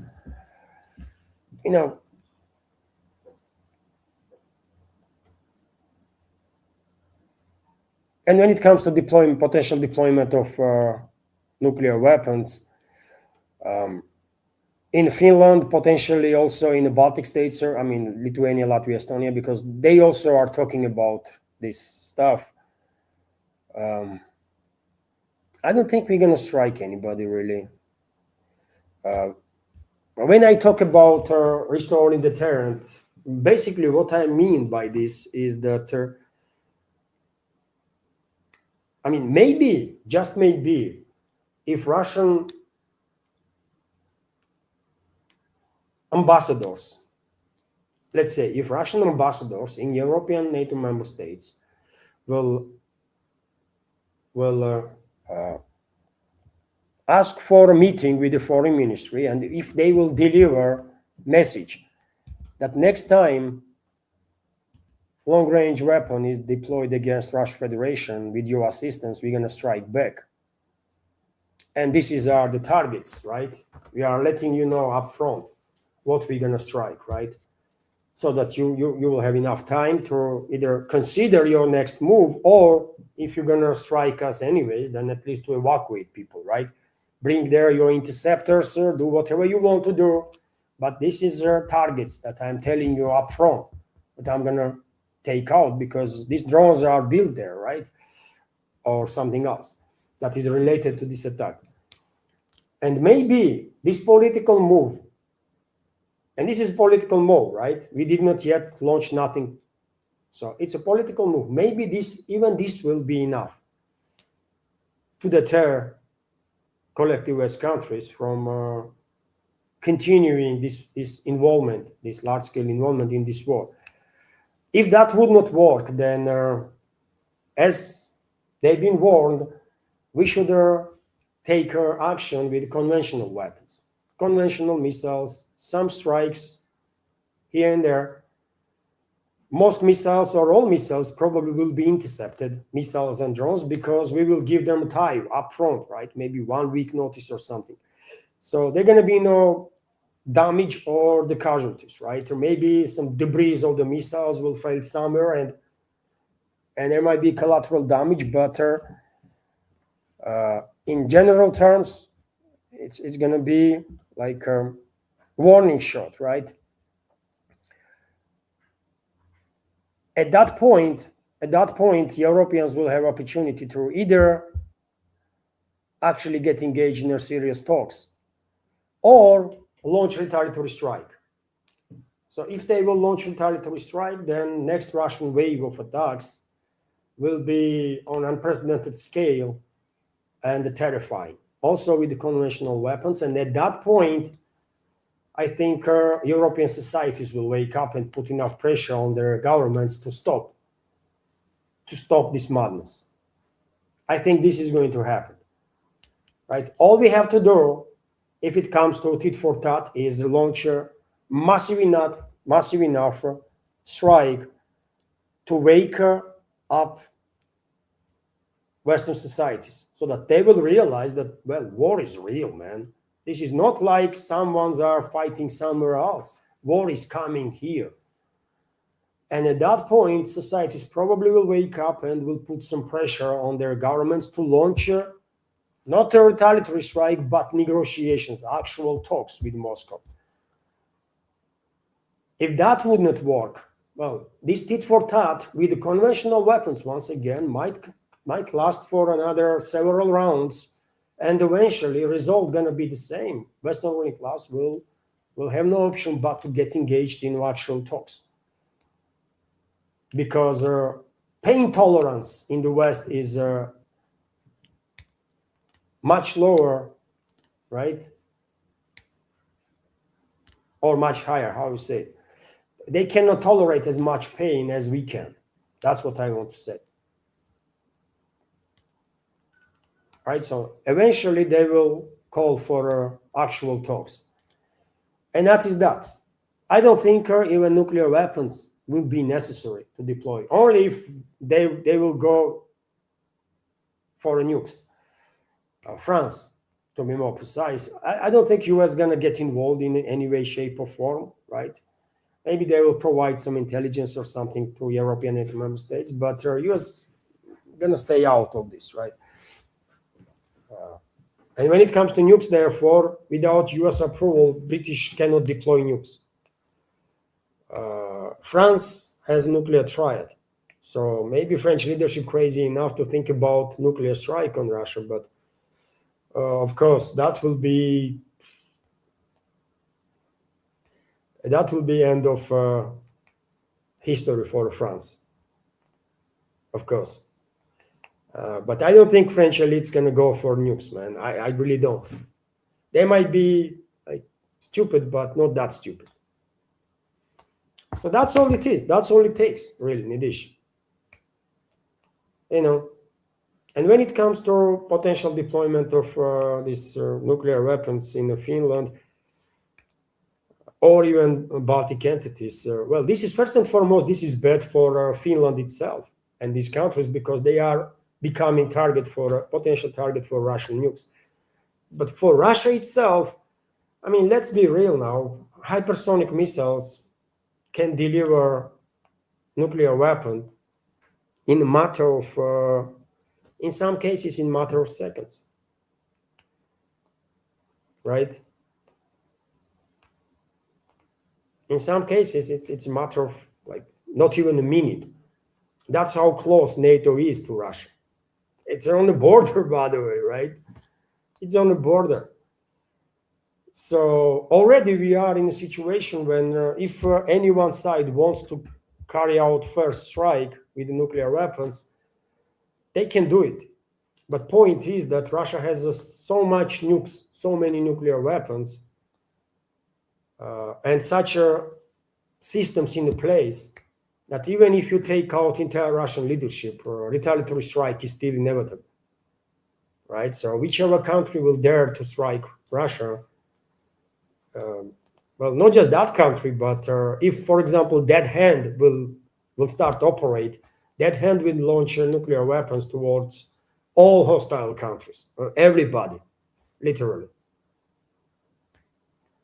So therefore, even though Moscow might make very strong statements, oh, Finland, this is big mistake, don't do this, and so on, which is true, by the way, it's a mistake, but I don't really think Moscow cares that much, right? Because in a sense that with modern hypersonic means of delivery, it does not really make much of a difference nowadays. If you have a launcher in Finland or in, let's say, Germany, UK, okay, it's a bit further away.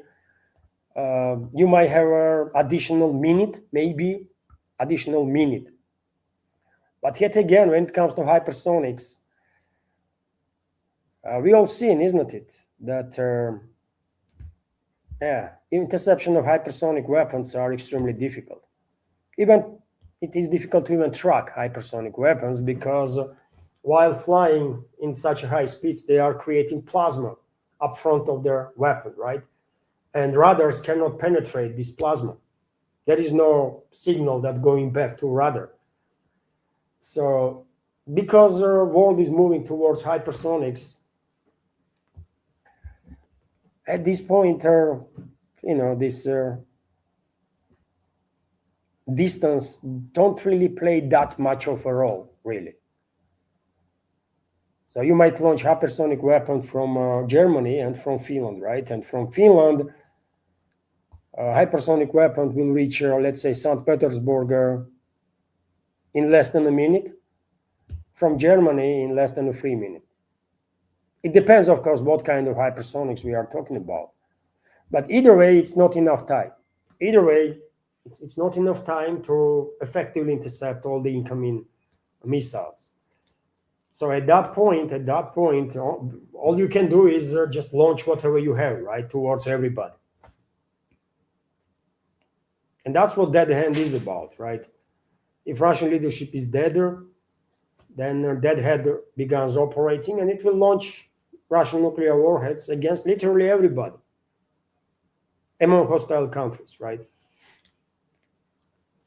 So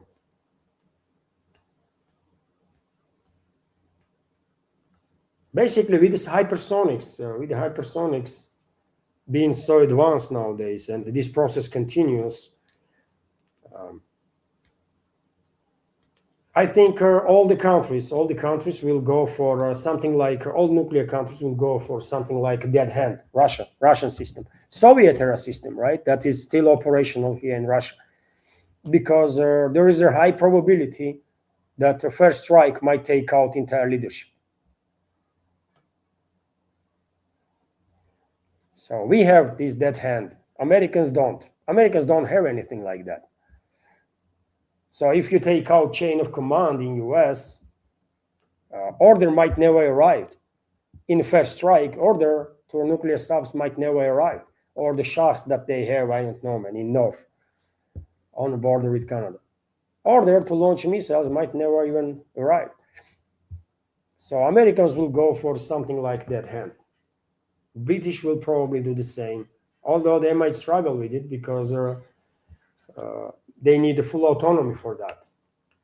And I don't think British military industrial complex is anywhere near to build a replacement for Trident 3 missile on their own.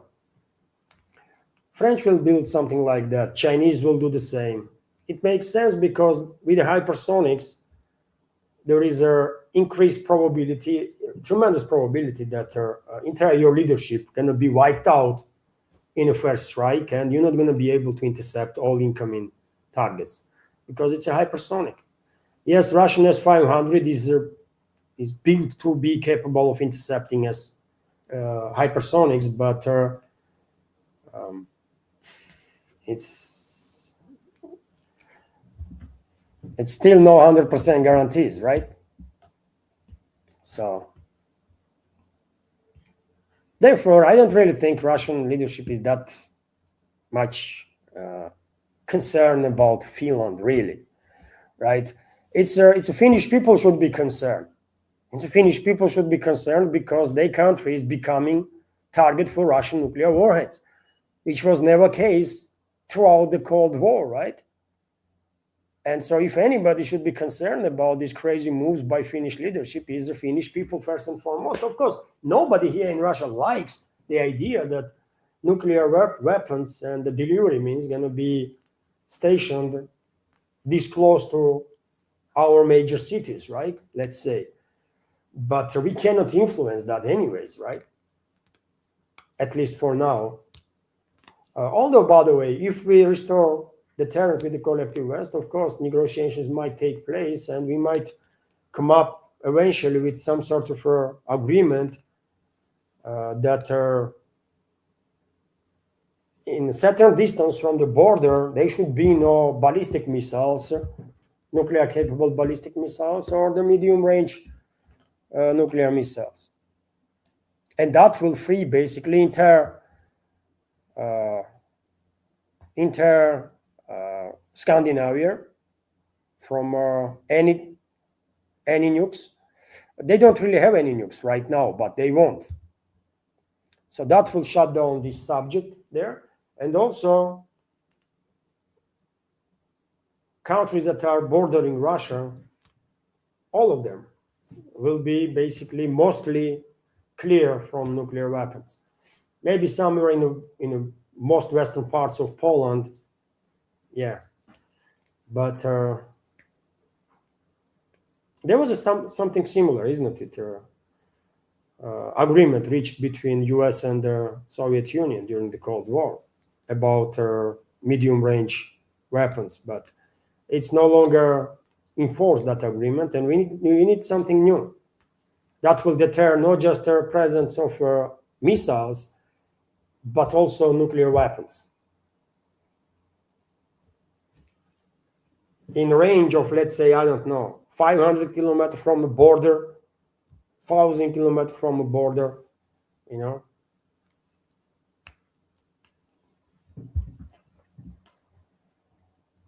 But when it comes to like specifics,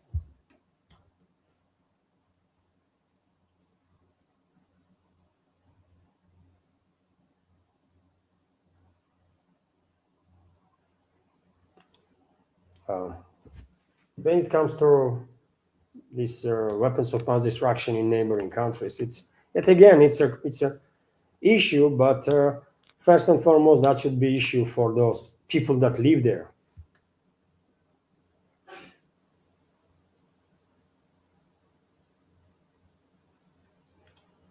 Also, from the dish question, when will Iran receive their first batch of Su-35s? Well, that's I don't know. I think they already received first batch of Su-35s. I personally believe this has already happened, but officially, work is still in progress. But I think they received Su-35s. So no one gonna tell you this. This is quite specific information. In addition, you're not gonna find factual information about it anywhere because it's classified, right? But I think a first batch of Su-35s already being delivered to Iran, and I think soon Iran will receive Chinese J-10s. Maybe already received. I think Iran shortly gonna receive Chinese, potentially Chinese fighter jets and the Chinese long-range air-to-air missiles.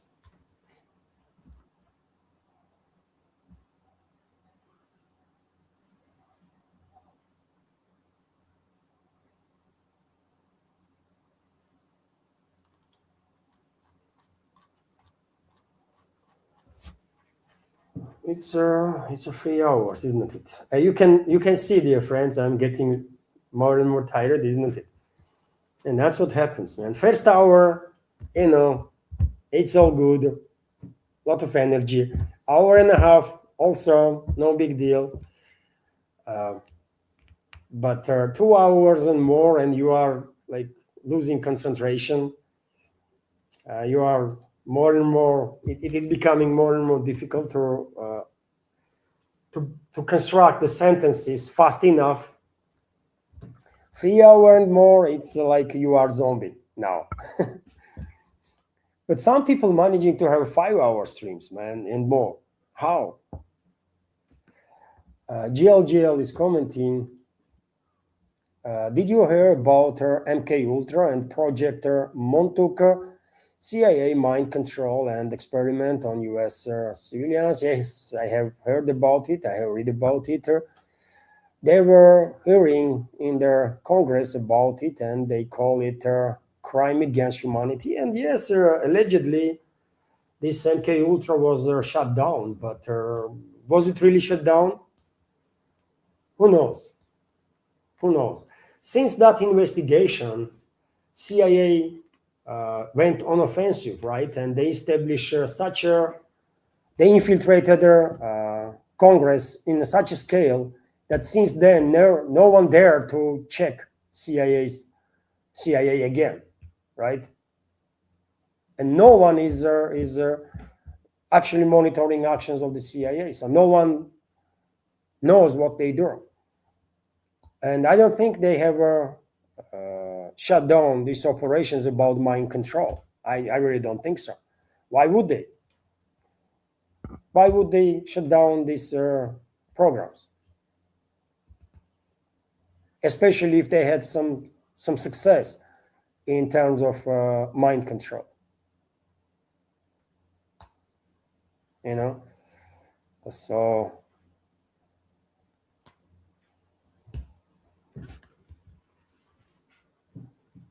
who knows, man, how many Manchurian candidates are walking around, and they don't even know that one click and they are becoming freaking zombies that are going to operate under the certain orders. And yeah, who knows, man? It's a scary stuff, isn't it? Honestly. But it is what it is.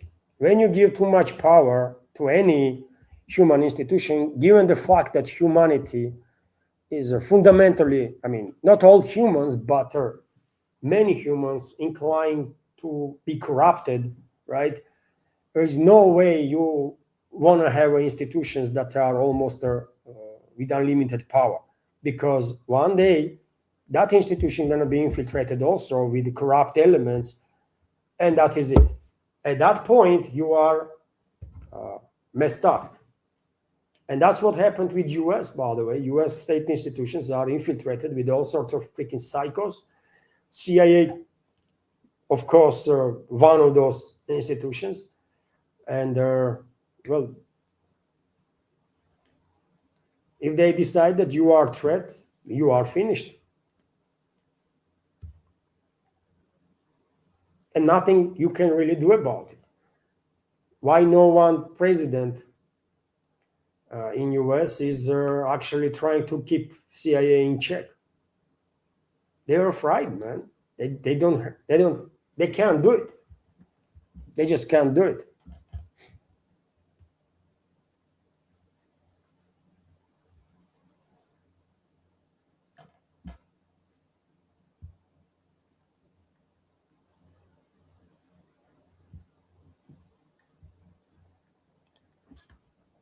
Christopher is commenting, do you watch Mother of All talk shows with George Galloway? Of course I do. Not like, when you are working in this field, you only have so much time to spare, isn't it? But whenever I'm building my programs, I always have something on, right? Always. Before I launched this live stream, I was listening, not watching, but listening to Mario Naftal has a guested. They were talking about some energy market and all that kind of stuff, right? The video was from yesterday. It was not today's video, yesterday's video, I think. And also before that, I watched on Duran. Alex and Alexander were talking about Russian economy and their financial system and their interest rates and stuff. Before that, also something was on, right? So among channels that I'm subscribed to, of course, George Galloway's channel is there, 100%. So, and I think in my recommendation list, there is a channel of George Galloway also. I start publishing again under my videos, list of channels that I am subscribed. And there is a George Galloway's channel, have to be George Galloway's channel too. In that list.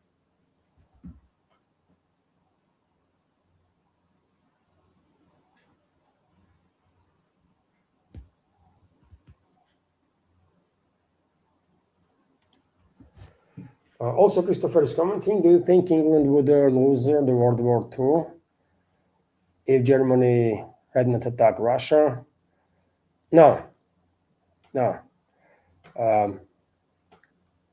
Nazi Germany was evil force, and had to be dealt, right? And if Germany did not launch Barbarossa against Soviet Union and were fully focused on attacks on Britain, and they were planning landing operation too, isn't it? But they lost the battle for air skies, and they did not went for a ground invasion. But if Hitler decided that they're just gonna go for UK first, British first, and occupy the island, and only then after Soviet Union, I think Soviet leadership will make decision that they cannot allow Nazi Germany to defeat everybody out there in Europe. So probably Soviet Union will take action against Germany. So Britain will get support from Soviet Union, and eventually US will get engaged too. But I don't think if Germany didn't attack Soviet Union will just sit around and watch how Nazi Germany would exterminate everybody in Europe. No, we would not sit around. We will take action. I think so. I mean, that's my take. So Britain would not be occupied by Germany, or they would not be alone in that fight. That's what I'm saying.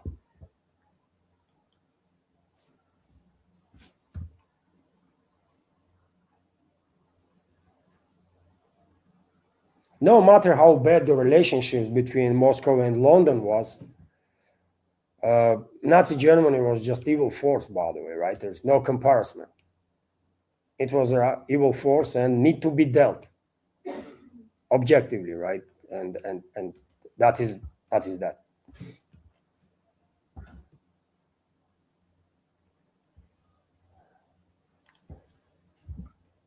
The no-name bandit. What do you think will happen in the next year? That's a broad question, isn't it? In terms of what? In terms of special military operation?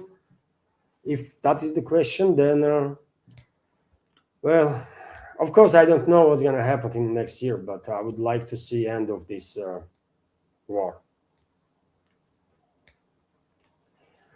Theoretically speaking, there is a chance that this war will end this year.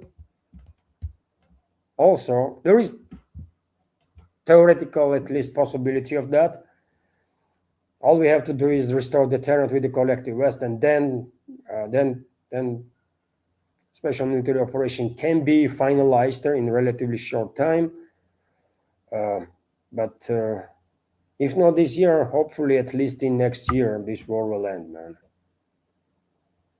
This tragedy has to end. It is what it is.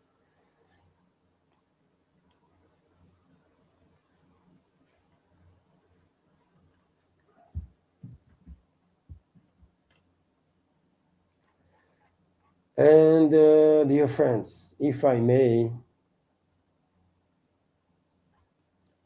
dear friends, I will end live stream on that. We had a 3 hour, it's a 3 hour 10 minutes, 3 hour 9 minutes. We had a good chat, isn't it? We had a good chatter, and I'm really getting too tired, so there is no much point to continue program if I'm wasting more time to come up with an interesting answer on a question. I'm getting tired, by the way. These streams are quite something, long streams, at least. So if I may, I will end the live stream on that.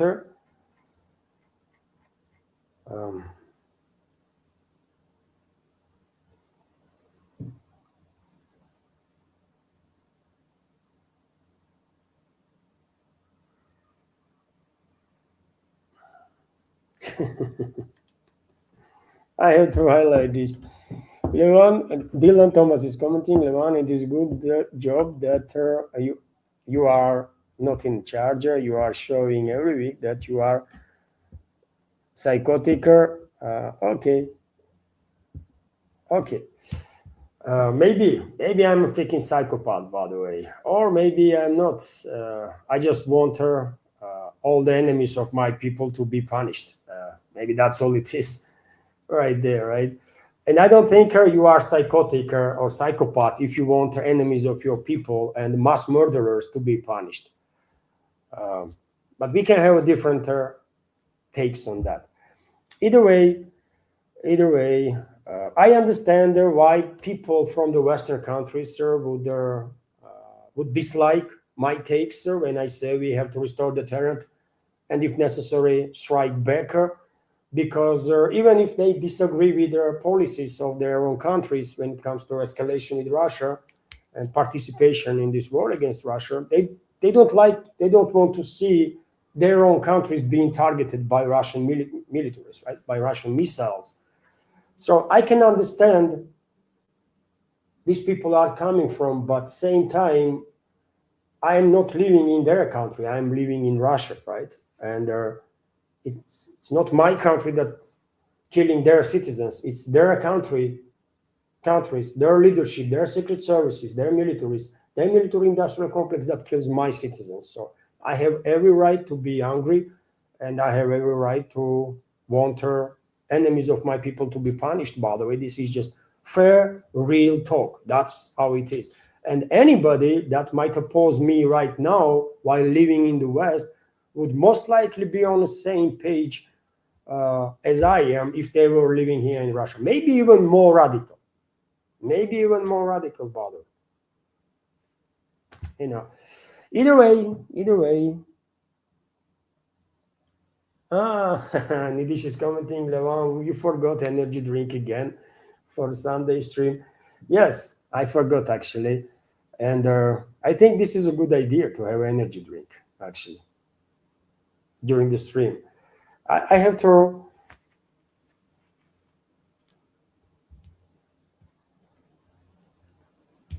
I think for next live stream, I'll try to have I don't know, some energy drink. Maybe it will help, right? Because after 3 hours of after 2 hours, after 2.5 hours of the live stream, it is becoming.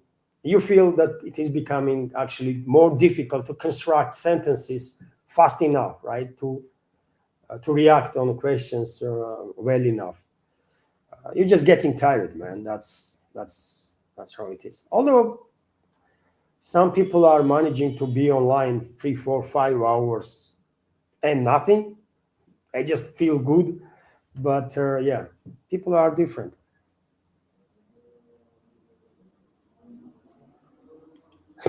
And another opinion, true, Gambit is commenting, no energy drinks are poison, just have a water.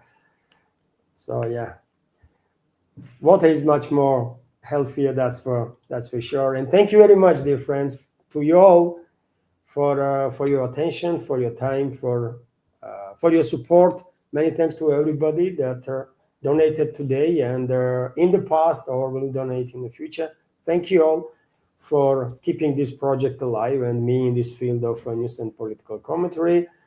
Have a wonderful day and take care. See you tomorrow.